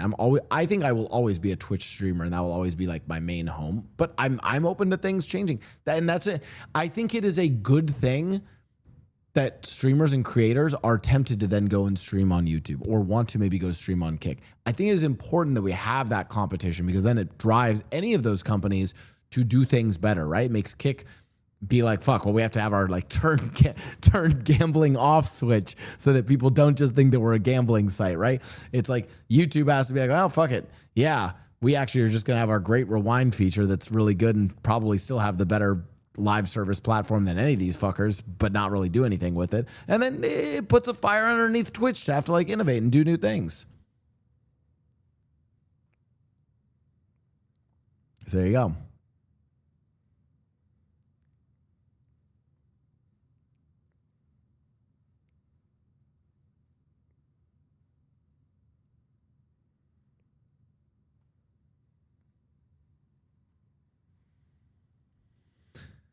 I kind of disagree that Kick sees themselves as being able to be profitable. The reason GTA streamers are going to Kick is always the same when I ask. No ads for the roleplay viewers, and they get paid by the hour per viewer with the KCIP, whatever program. Okay, here's my thought, though, is it is one of those things where, like, when you're trying to build a platform like this and get to, like, a certain network size, you're unprofitable at first, right? Like, you actually tank money to, like, build out the ecosystem and build out the culture of it. And again, I feel bad because Sir Hype is in here. Chat, do you guys remember when I did the Hollywood stream? the Universal Horror Nights stream, and all those kids saw me live streaming, what site did they think I was streaming on? They thought I was streaming on Kick, because culturally, a lot of them are seeing that that's where streaming is. So now, do I think that that's a realistic investment, that Kick will eventually become profitable just by the nature of its streaming? I don't know. Probably not. From this video alone, have we learned that the world of gambling and crypto casinos is the pockets are so deep that they can fund paying money to creators for the end of time? Probably, but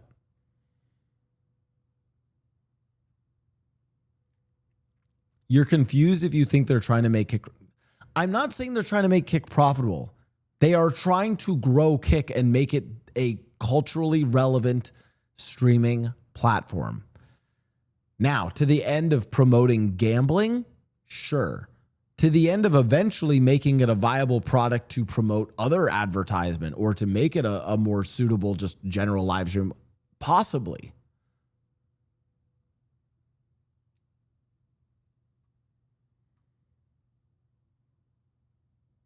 Twitch just became profitable, apparently. Who knows? It's just like cocaine. It's just like drug abuse. It's just like the opiate problem. It's just like anything else. It can you and I both know people who have lost their lives gambling. Okay, you've seen people in pool halls. You see how they get, Joe Rogan. There's no difference in the drug addict than the gambling addict. Not at all. No difference. So there is no difference. Then why do we shake our head at the Sackler family and pharmaceutical execs who push pills that ruin people's lives, but somehow nobody cares? We're doing a very similar thing with gambling. At every level of... Again, I actually think if we're to zoom out, sorry, getting back to the video chat, I think, and this is like saying I think CoffeeZilla, it'd be cool if he touched on this or addressed this. But again, this is like a little bit more of like a philosophical thing. Zooming out, it's the pharmaceutical companies, it's a physical product, chemical reaction, some sort of result, often an addictive result, right? I think the key with gambling is it removes that there's a physical component to it. It's like all of the chemical reaction is created it's created as a psychological reaction to the gambling, right? Society, we are shoving this down people's throats. And it's not that I mind if people gamble individually, but we are pushing it on people who otherwise would not have done it, because everything is gambling now, from sports to entertainment to investing. It is totally inescapable, and we're moving the casino from Vegas directly into people's pockets, connecting to their bank accounts. I don't know exactly how this is going to end, but it doesn't take a genius to see where it's going to lead. Gambling is going to be a much larger problem for people, and especially young men. And the saddest part is there's no amount of data or facts that I can give you that's going to stop that. There's just too much money at stake. I reached out to Joe Rogan, Theo Vaughn, Bad Friends, Nelk, Kevin Hart, Drake, and Nate Shaw for comment. Theo Vaughn and Nelk responded for comment. Oh, honestly, I will say Theo Vaughn is someone who like genuinely seems like he'll talk about stuff. I want to see Theo Vaughn's comment. Regarding online sports books or winning cash on sports, we currently work with Prize Picks. Between us, I enjoy betting very mildly on sports. It makes the games more fun, but I'm also aware of the risks it can pose. They're probably not very knowledgeable because I haven't had those same exact issues. We make sure to follow guidelines from our sponsors, though it's worth being more intentional about emphasizing those risks to listeners. I feel like in the podcasting space, there's a decent amount of regulation in our ad reads, and I try to remember to advise our listeners that gambling may not be right for them, but I do often forget to do that. TBH. I mean, at least he commented and he's honest. And listen, I also don't want to be like old man yells at cloud and be like, oh, all gambling should be illegal. But like, even if we set certain limits on people's, like on the amount that people could bet, or like if there's just some degree of like regulation and oversight by smarter people than me, you know?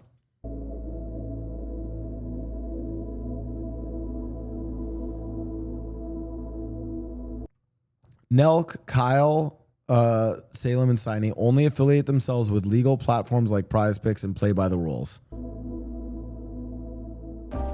Okay, this one was shit. That's some fucking. We only is like I thought Theo Vaughn's response was at least pretty apparent.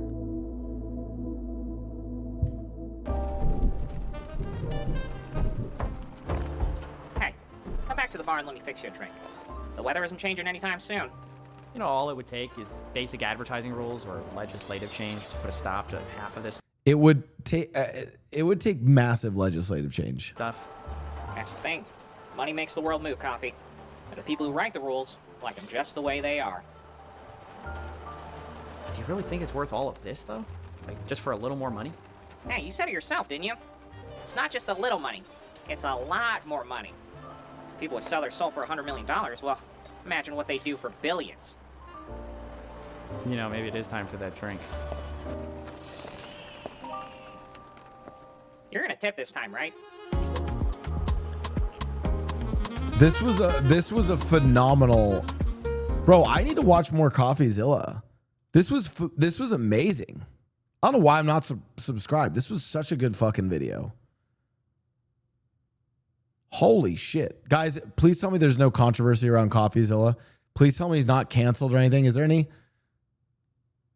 Oh wait, I love CoffeeZilla, but his little skits are ass. Wait, no, the skits are what makes it so fucking good. Are you kidding me? Yeah, the White House is gonna be sponsored. You know what? Let's figure something out. Wait, I have an idea, chat. I have an idea. Let's go to Kick. Let's go see what happens when we go to Kick. Okay. Okay. Just chatting. Just chatting's higher than slots and casino, and then bam, Grand Theft Auto. This is kind of cool. Like, that's kind of cool that you can click on NoPixel. Damn, the viewership's good here. Kyle's on there. We like Kyle. Wacky. You are my goon. But one day, who knows? You got to remember these things. It's not about sticking up for your people that you know when they're doing wrong. It's about sticking up for not knowing if they're doing wrong or right to get the resolution. Right? Blind loyalty? Not blind loyalty. Basically, what you have to do is you have to be in that situation, right? The boys mentality when gang members go followed. back for their boys. By the way, look at my following list on Kick. XQC. You guys can see where I've watched Kick. XQC before follow Kyle. XQC Buddha. Dark Souls. Ad Mortem. This looks badass. Hi everyone, long time no see. I'm Yeah. Kiru, and I'm not gonna lie. Thank you for taking the time to check out our Kickstarter trailer. All right, this is really fucked up, chat. I don't know how to say this. Am I crazy or is okay? Let's put all the ethics and moral stuff aside. This is a better site, right? Like, I click on Kyle and it's just like, Figure that out. You have to make sure that you that you are in the know. I can rewind. Whether to verify that they gave them the substance, all right, and it's easy as fuck. Fucking piss easy. I also need to ask this is high command. I guess the cameras stay and you can rewind on Twitch, but gotta be subbed. Billa gotta go. It's Deke Magnum. That's what I Thank you, Chief. I appreciate that. No It's problem. I'm fine. not This gonna shit let was him boring call the you. fuck out of me anyway. I'm gonna go kick some Yeah. ass.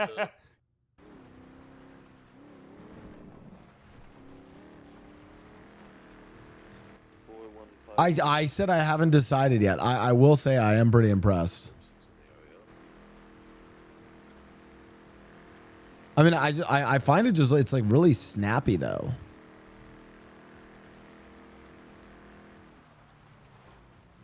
You know what I mean? Like, it's just very like quick. We're scheduling an interview. Yeah, well, I'm scheduled for. I got the job. And I haven't been hit by a single ad. You know what I mean? Nah, we should. You know what we should do? We should go. Should go apply to be police. What you think? We did that before you got arrested, remember? I don't know. Yeah, but chat. that was like at the Low Johnson. I said we go up right now. How's How's it going there, sir? We'll keep investigating. We'll Hey keep there. seeing. Hey, how's it going there, man? Good. Yourself? Yeah, I hope you're having a great night, man. Yes, sir. We hope you're having Appreciate a great day there, that. sir. Yes, sir. You're Yeah, very good you're vibes. looking real dapper. You're looking real great, dapper. sir. Very handsome. You're a I look handsome Amish. gentleman. I look Amish as fuck. That's yes, good. Yes, sir. You're looking great. Keep it up, all right, sir?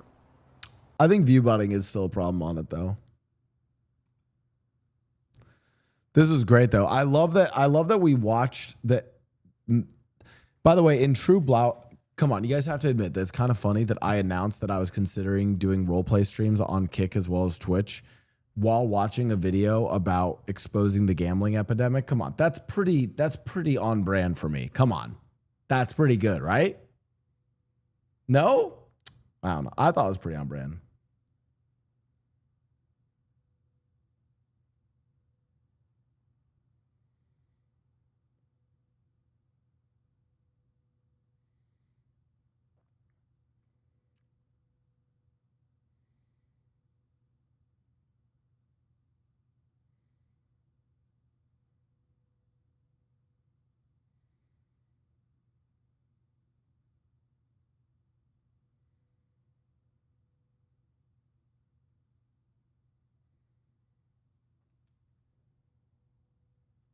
Blau's manager is a shoulder devil for real? Yeah.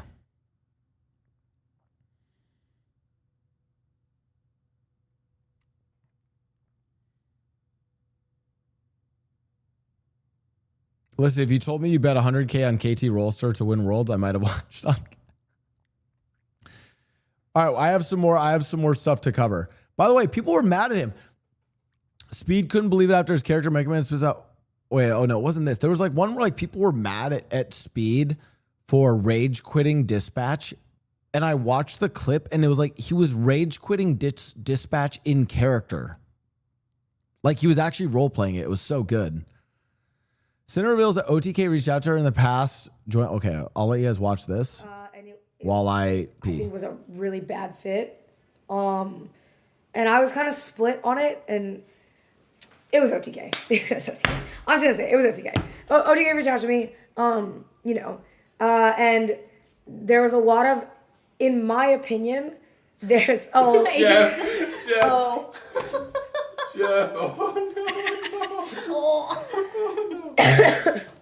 Now to clarify, I'm friends with Emmy. I'm friends with Emily. You know what I mean? I'm friends with a lot of different people on that org, and I'm good friends with those people.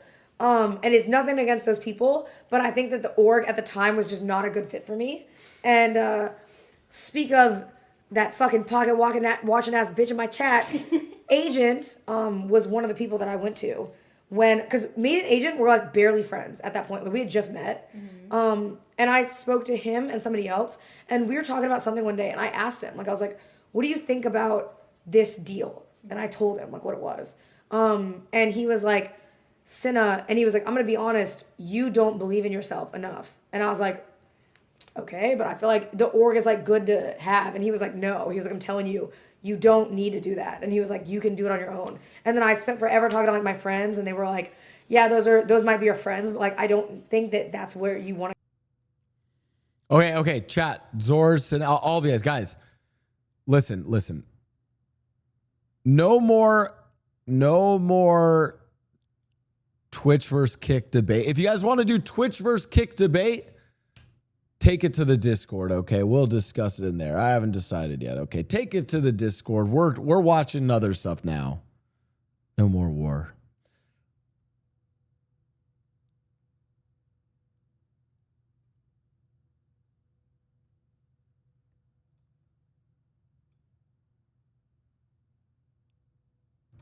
Fair enough. We've just been talking for a while, but I'll drop it. Honestly, to be fair, Zordson, you guys seem to be pretty respectful. I vibe when chat. Listen, for the most part, you guys have been pretty chill, you know? Yeah, guys, take it to Kick chat, okay? Yeah, enough of us walking on eggs. Let's talk about this, guys. I mean, we will never have a GOAT of esports like this. Insane. And now 3 years back. Wait, Wait, he won 4 years in a row? That's disgusting. I didn't know it was 4 in a row.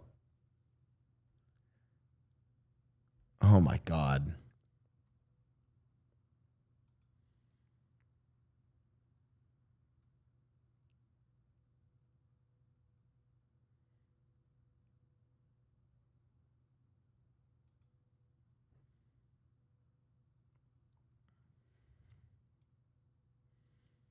Oh, 2022, he was in the finals.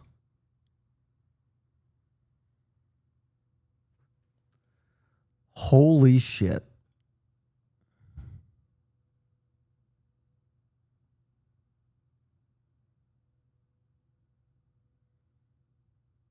Yeah, I mean, he's just like, he is actually just undeniably the GOAT.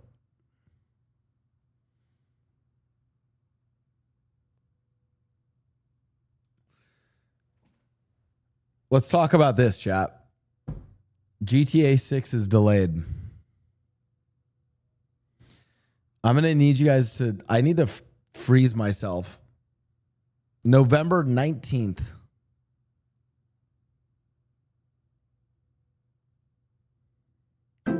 Oh, I love this. They debate in the chat and then Sin gifts the sub. Love it. Beautiful. What do I think makes Faker so good? I think originally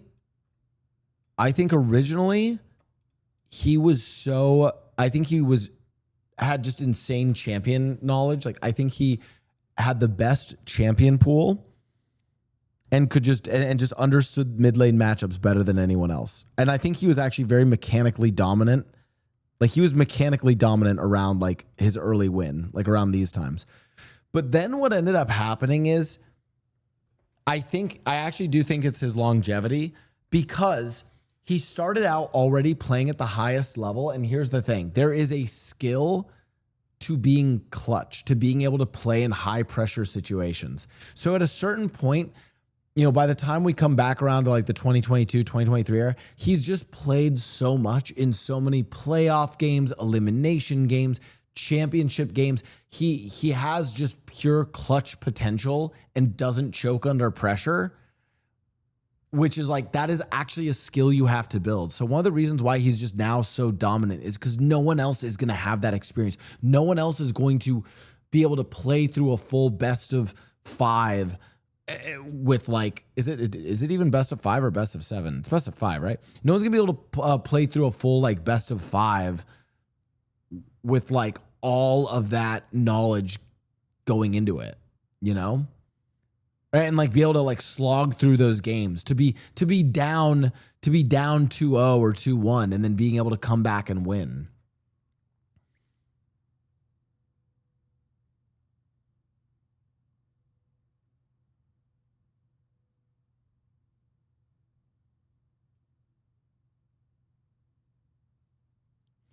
T1 didn't even qualify for Worlds this year. They had to go through play-ins, but Faker at Worlds is like having no cooldowns on your all. Yeah, and again, it's like once you put him on the world stage, and the same thing is like he has experience playing against players from all the from different regions. He's played against the Chinese players, the European players. He knows how to like.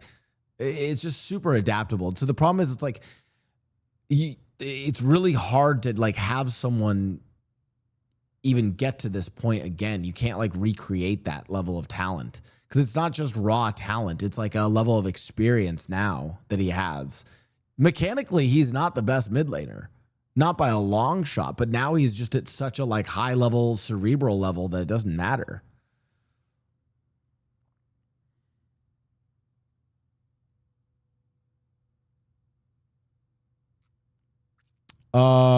Did you ever end up completing your Streamer Award nominations? I thought I did. When's voting up? Because I want to do Streamer Award voting. By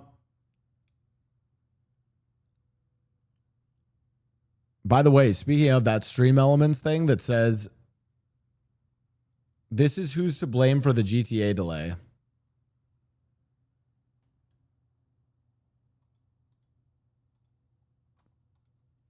What the fuck?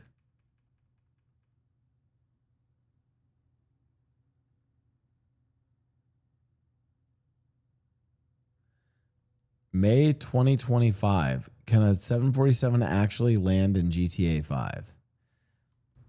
Are Grand Theft Auto's airports realistic? So this guy fucking, oh no, they're like, fuck, we got to fix the airports. Listen, as far as I'm concerned, they can take all the time they want, okay?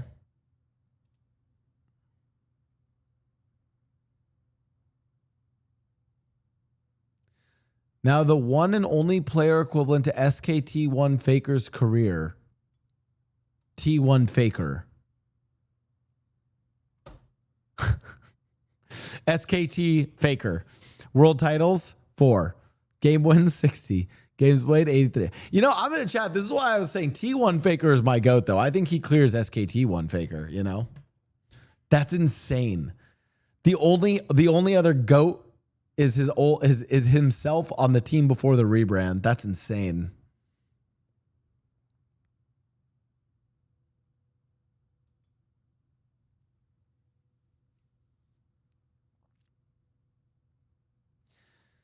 Yeah, I mean, like, I would rather, I would genuinely. Yesterday was the last day to vote. No, Colleen, yesterday was the last day to nominate for Streamer Awards. Voting's coming up, though. I would way rather like Rockstar like take their time, you know, and like actually drop like some good shit.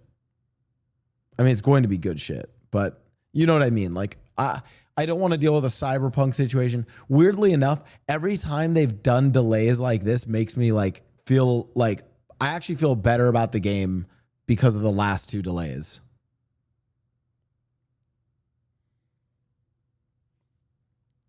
(9/11/2). Don't you mean 1822?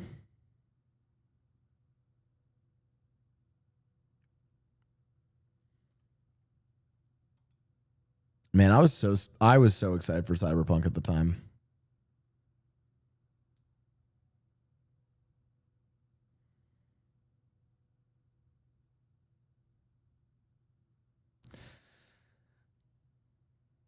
I think this is pre-planned. It wouldn't make sense for them to support NoPixel and then kill with GTA. I don't think GTA 6.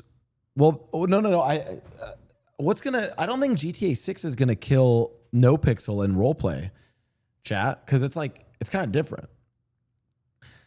Like I'm imagining, let's say I'm role playing on like NoPixel 5, right? And then GTA 6 comes out.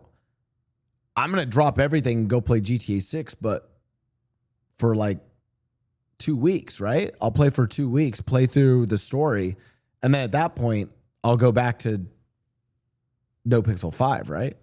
I don't think they're gonna have like, I don't think they'll have like online, and I don't think they'll have online or whatever they're cooking up for roleplay ready on launch. I would expect that to come in 2027. Right? So I mean, I think we'll get at least a year of NoPixel 5, if not more.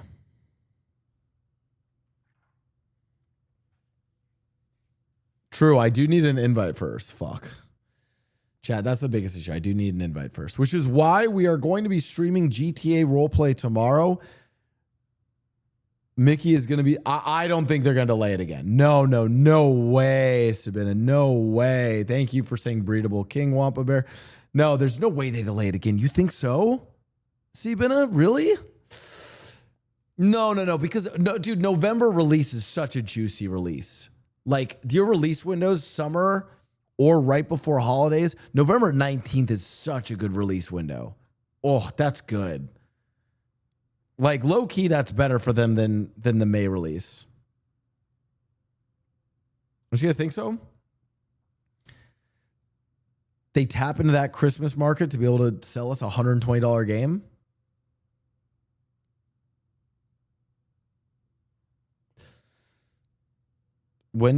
When do you think PC release is? I mean, here's my thing. I think people are saying, oh, well, like roleplay and modded servers didn't come out on GTA 5 until like 3-4 years after launch. I highly doubt that. I think given Rockstar's investment in roleplay, their acquisition of 5M, I expect I expect that we will be doing GTA 6 roleplay within 1 year after GTA 6 launch, at the latest 2 years after. At the latest 2 years. I think it's going to be way sooner than people think.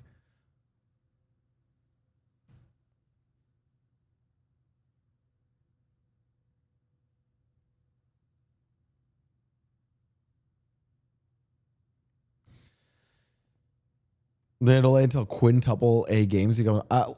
Here's my other theory on game development, chat. If you guys look at how games have been performing or underperforming, with the exception of something like Expedition 33. But again, I think they actually did just cook up truly a masterpiece with that game. I think games, you either have to go all out. And I mean, like, we're talking like Arc Raiders big, or like you're going like GTA, not quite. No one's ever going like GTA 6 big. Like you either shoot for the moon with a big giga project that fully delivers like a full plethora of gaming experiences, or we need to cut out this middle ground of like AAA, almost you could call it like AA kind of slop. Cut all of this, and then you have this layer of indie games. Friend Slop, all of those games are the ones that are popping off. Friend Slop games are crushing it. Progression Slop games, or just like really like good niche focused games. Things like Silk Song, stuff like that. This is how good gaming is right now. I didn't even know Outer Worlds 2 came out and no one is streaming it. See, I would argue Outer Worlds 2 is an example of that middle ground of games that just isn't profitable anymore. Like, they just don't really make sense. I think right now you are either going for the biggest giga title splash. Like, again, I'm thinking if I'm a publisher at a company, or if I'm in charge of publishing in one of the massive companies, I'm either going for an absolute massive project, 100 plus devs on the project, or I'm doing a project that's like 10 devs. And it's a much smaller, more niche thing.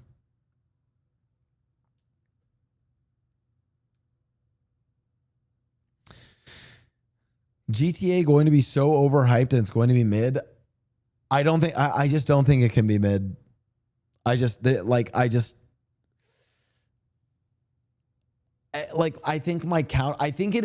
it is going to be very hyped. I don't even know if it's going to be overhyped. My counterpoint is this. The last game Rockstar released was in 2018. And that game is still better than any single player story game released this year. I don't think Expedition 33 or any other single player story game released this year is as good as Red Dead Redemption 2. Full stop. Name a single player story game that's been released in the last 7 years that's as good as Red Dead Redemption 2.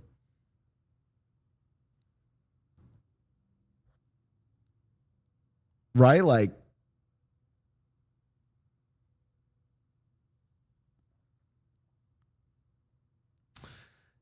you could. No, I'm actually saying Witcher 3 is good, but I don't think it's as good as RDR2. I just don't. And the thing is, we say Red Dead Redemption 2 budget is ridiculous. Wait till you see the GTA 6 budget, right? So they've had more time to cook. They've had even more budget. And I would here's what I would say. I think Red Dead Redemption 2 was underhyped, given its longevity and how it did. I don't think GTA 6 is underhyped, but I don't think it's overhyped either. Which means that if they deliver on the current level of hype, it will be a decade, like it'll be a generational game, like a decade-long game.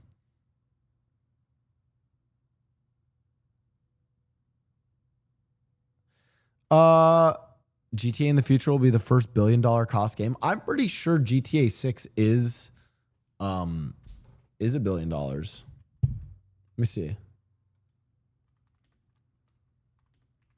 I think it is. I think, yeah, 1 and 2. I mean, I'm going to assume that includes marketing budget, because, marketing will be big for them as well. I wonder, are they big enough? Like, they still obviously do some marketing, but they probably, do you know what's funny? I'd love to sit down with their marketing director and ask this. It's like, they have the money, they might as well market the game, but like, is there a crazy strategy where where the only marketing you do is like your own channels? You know what I mean, chat? Like, think about it. They just have to produce their own trailer, send out their own tweets. And in a weird way, because it's such a cultural phenomenon, everyone else will do marketing for them. All of the streamers are going to react to it. News are like regular mainstream news is going to talk about it. Everyone's going to retweet it. Like, everyone's just going to talk about it naturally because it's just content, you know? It's like a weird thing where it's like their marketing is almost like they honestly just have to do their own in-house marketing and then just let everyone else run with it.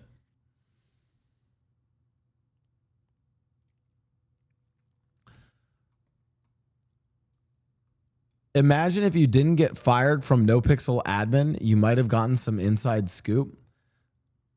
Okay, first of all, fair point. Second of all, I actually secretly work for Rockstar Games, and I've been secretly working for Rockstar for the last 3 years. Is what I would say if I was actually cool, but I'm not.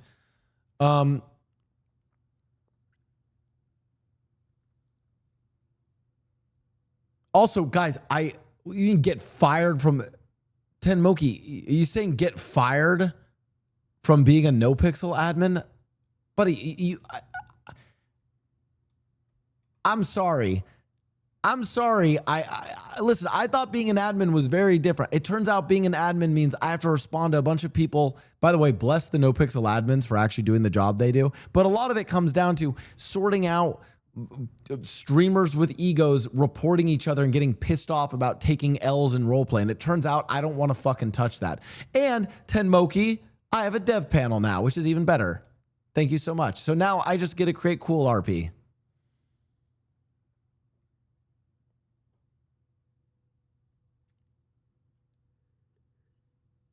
And speaking of which, chat, we're going to be using that dev panel tomorrow.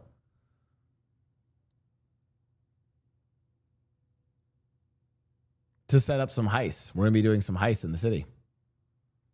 Where's your card? Guys, please, listen, I got to clock in tomorrow and roleplay more, guys. Please, guys, for sure. I'm going to get my card soon. I just got to keep grinding, okay? Leaked clip from Blouse. If this is the Among Us. The Among Us heist is actually... I'm going to fucking kill you. I fucking knew it. I fucking knew it. Just...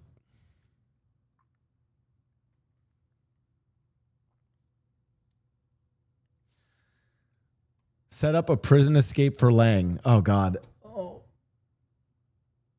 I get PTSD when I see anyone in chat say, do this for Lang, do this for Lang. I get PTSD. I'm getting PTSD, chat. Call Lang.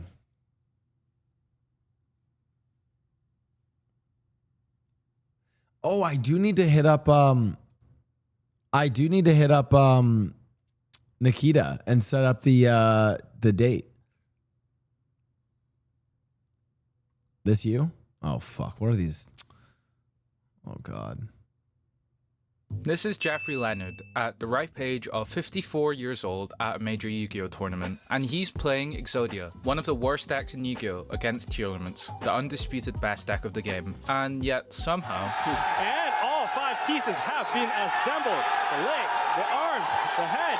Exodia obliterate! This is the story of how one duel cemented Jeff Leonard's place in Yu-Gi-Oh history. Who exactly is Jeffrey Leonard? Well, even with him being twice the age of the average duelist, he's one of the most beloved players in the entire community. His story began like countless dads, wanting to spend more time with his kid, but Jeff went above and beyond. He didn't want to just play with his son, he wanted to beat him. The problem? His son was playing fast and complicated decks, where a single turn could snowball into a cascade of moves that never seemed to end, and Jeff wasn't able to keep up. So instead, he went with the exact opposite approach, stun decks. These decks were designed to shut everything everything down and stop the opponent from even getting their combos off the ground. The stun-based playstyle was the complete antithesis to combo decks, and that was the playstyle that Jeff would gravitate towards. But Jeff wasn't just a feel-good story, he had the skill to back it up. With multiple tournament tops over the years, within the community he became known as the wholesome old guy everyone loved, and videos featuring him could pull over 100,000 views. He wasn't loud or brash, he was the perfect character of a dad, wearing a cheerful smile on his face as he played Yu-Gi-Oh!, playing at his own pace. His age made him stand out, sure, but it was his good Is nature that Glauber made him so Saikudo beloved. again? Jeff had a reputation as one of the most nicest players in the scene, and everyone welcomed him into the community as one of their own. But at the same time that Jeff was making his way around in the community, known as the wholesome, lovable dad, another story was unfolding, with the rise of one of Yu-Gi-Oh's most hated cards, a story Jeff would be tied to in an unexpected way.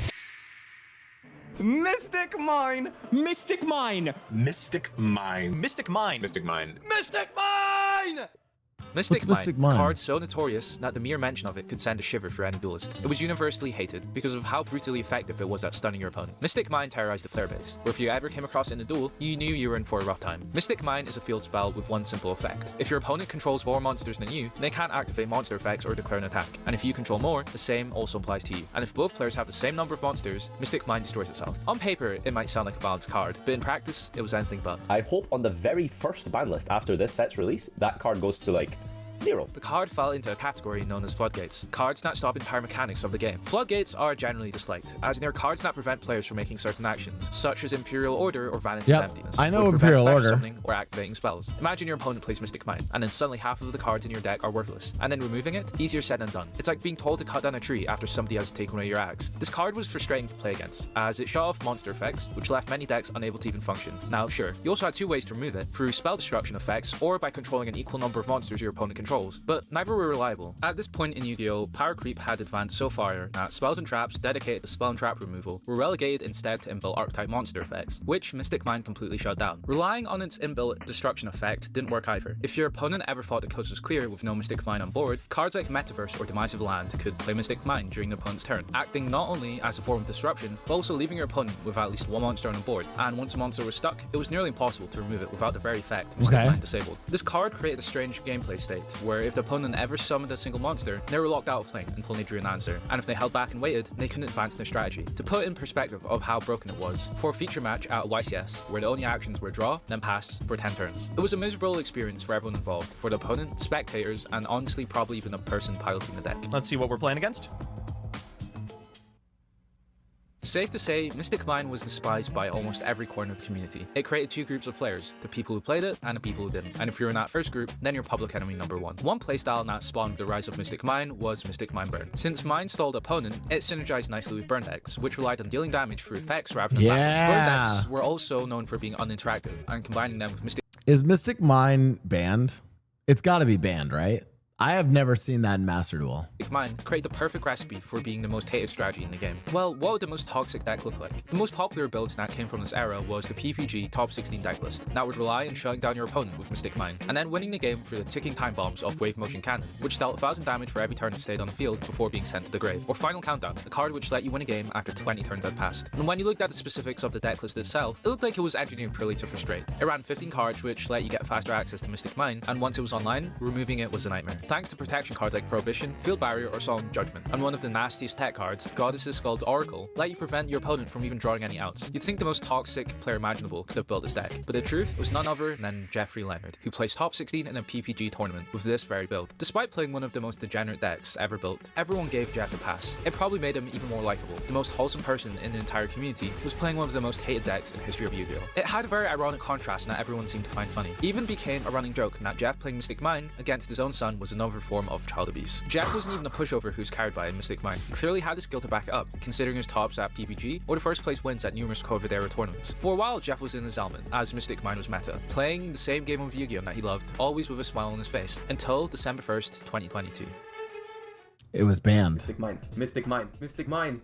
Mystic Mine is on there. Mystic Mine is banned. On that day, the new ban list dropped, and Mystic Mine was wiped off the game, and with it, every deck that relied on it, leaving Jeff without his weapon of choice. To make matters worse, the meta had completely shifted. With the introduction of tier this is when deck, tier unlike limits anything came before, in. Not only could it string together absurdly long combos on its own turn, it was known as a turn zero deck, as it could combo not just during their turn, but during yours. Tier elements were the start of a new era of power creep, a deck so strong that This even is 3 when years I later, started still playing. matched. So the era of Mystic Mine had come to an end, with Stun taking a backseat to the all-powerful tier elements. But Jeff kept competing, because for him, this was far from the end of the story. Enter Exodia the Forbidden One. Yeah. The best Jeff always deck. had an affinity for unconventional decks, often choosing to play first turn kill decks. But with this change in era, his next pick was just as strange. As at YCS Indianapolis 2023, the deck he played was Exodia! Obliterate! Exodia was a very odd choice for a high-level tournament, especially if you wanted to do well. The pieces of Exodia were a relic of the game, where card design was more of an afterthought. It was gimmicky, inconsistent, and outdated. In case you didn't know what Exodia does, Exodia's effect lets you win a duel when you have all 5 pieces in your hand. To even play them, you're forced to run 5 dead cards that do nothing in a duel. Draw 1 in your opening hand, you're effectively playing with 1 less card, while your opponent starts with 5. Building around Exodia means that your entire deck must be dedicated to draw cards so you can dig for those pieces, all while praying that you don't break by drawing too many pieces early. And even if you do manage to set it up, Yeah, Exodia is such a weird deck in that you actually don't want to draw Exodia on your first turn. Like for instance, if you drew 4 pieces of Exodia on your first turn, you're actually probably fucked. Like you're probably fucked then. Well, depends what your 5th card is, but you're like drawing too many pieces is actually bad. modern hand traps like Ash Blossom can stop you cold. That's why, for the most part, Exodia decks never saw any serious play at the top level, and yet Jeff dared to try. Jeff wasn't worried about topping an event with his deck. Winning wasn't the goal. He was there for something far simpler, and maybe something we forget too often in competitive Yu-Gi-Oh! To have fun. What was your goal for that YCS? This deck is really not for winning tournaments. It's basically to have fun. Armed with the deck list that his son had helped him build, Jeff set off ready to duel in a tournament. But this wasn't your typical Exodia build. It was something different, something no one had seen before. So how did Jeff's Exodia deck work? Just like Jeff, his variant I kind of want to rebuild this deck and try and Master Duel. of an Exodia deck was just as unusual and memorable as he was. Most Exodia builds rely on loading a deck This is the one I know, which is like, okay, this is a classic one, Royal Magical Library. Yeah, with draw cards, and randomly hoping that you'd get all 5 pieces. Instead of relying on luck with the draws you got, his deck was built to search every piece directly. So his is a search deck. This key distinction was pretty important. As long as the combo got started, the opponent had no way to stop it. Victory was guaranteed. The combo was a little too intricate to break down step by step, but here's the abridged version. The deck revolved around 4 key cards: Isolde, Blue Dragon Summoner, Selene, and Time Star Magician. As long as you had any 2 warrior monsters on the field, you could special summon Isolde, which served as the main entry point to the combo. Time Star Magician fetched the head of Exodia while also sending Blue Dragon Summoner to the grave. From there, Selene becomes the focus point of the combo, allowing you to repeatedly summon Blue Dragon Summoner over and over. And each time Summoner hit the grave, you could search another limb of Exodia, one by one. With new ways to summon a copy of Selene from the extra deck, the deck could piece Exodia together surprisingly easily. It also wasn't like the combo was hard to pull off. There was plenty of 1 card or even 2 card combos to get to it. Biggest problem was how easy it was to disrupt the combo, either with hand traps like Ash Blossom.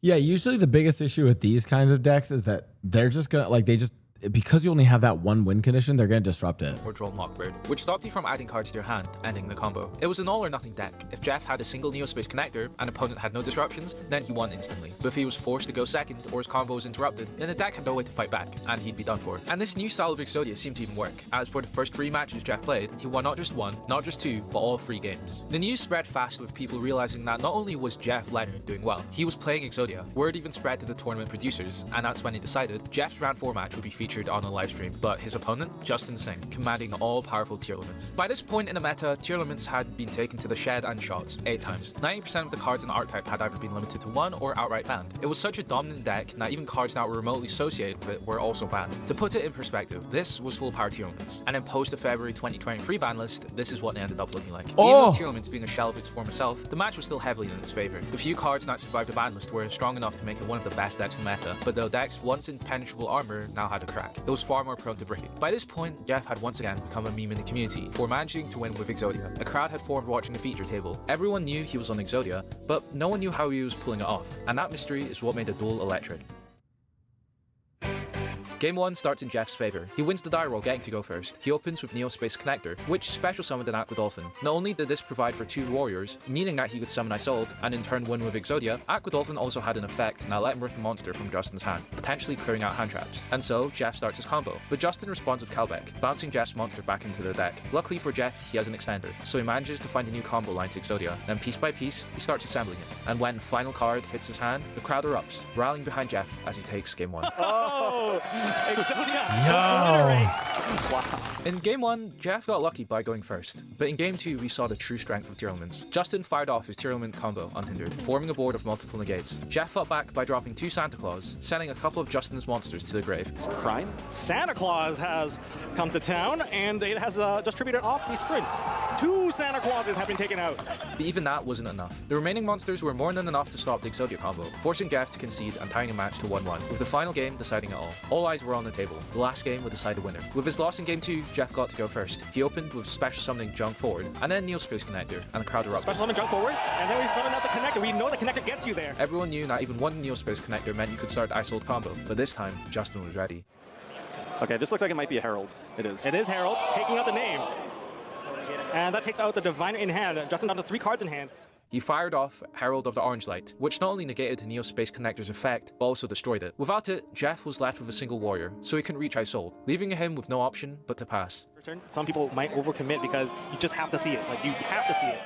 It looked like the match was as good as over. On Justin's turn, Tearlaments could easily blow past Jeff and win the duel. And yet... Playing a strategy like this, you are not giving Dark Ruler, even the Mad Feather Duster, any of those type of cards. Santa Claus. Oh, he bricked. Set 1 monster phase and turn. That buys Jeffrey another turn to try again. And he has a...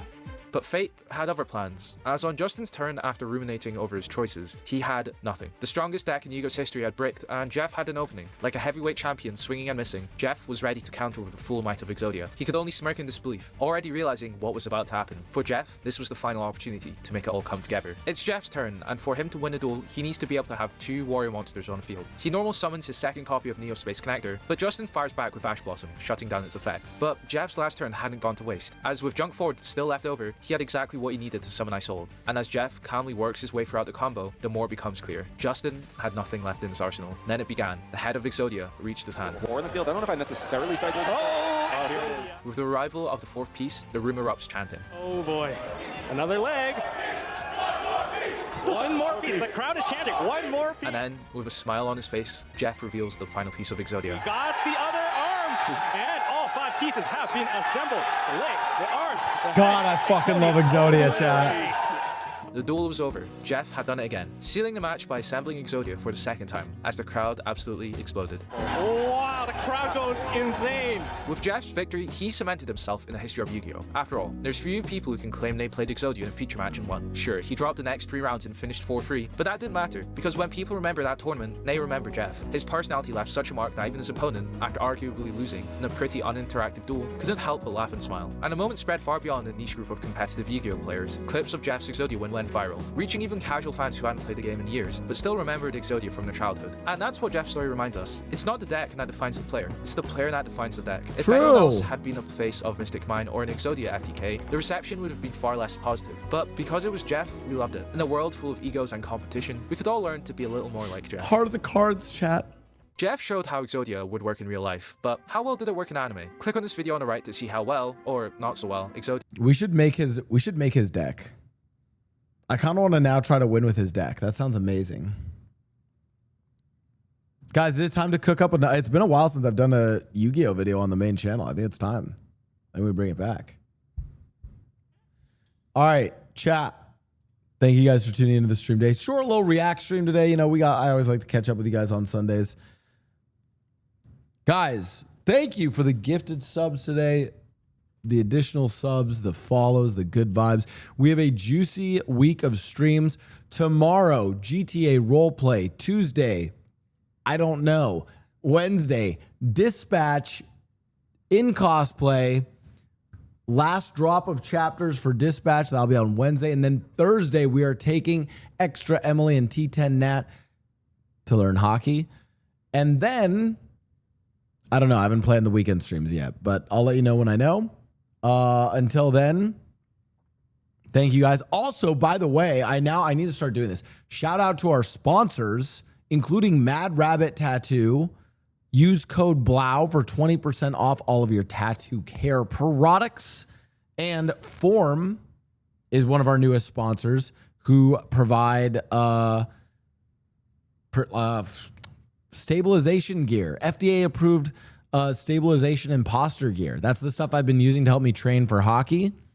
And of course, always Warrior, but you know, they're my fucking goats. So anyways, Cram's already bought 5. You should too. Chat 07's in the chat, and I will see you guys tomorrow. Thank you guys so much. Longer stream tomorrow. It was a shorter one today. I'll see you guys tomorrow. Thank you so much for tuning in.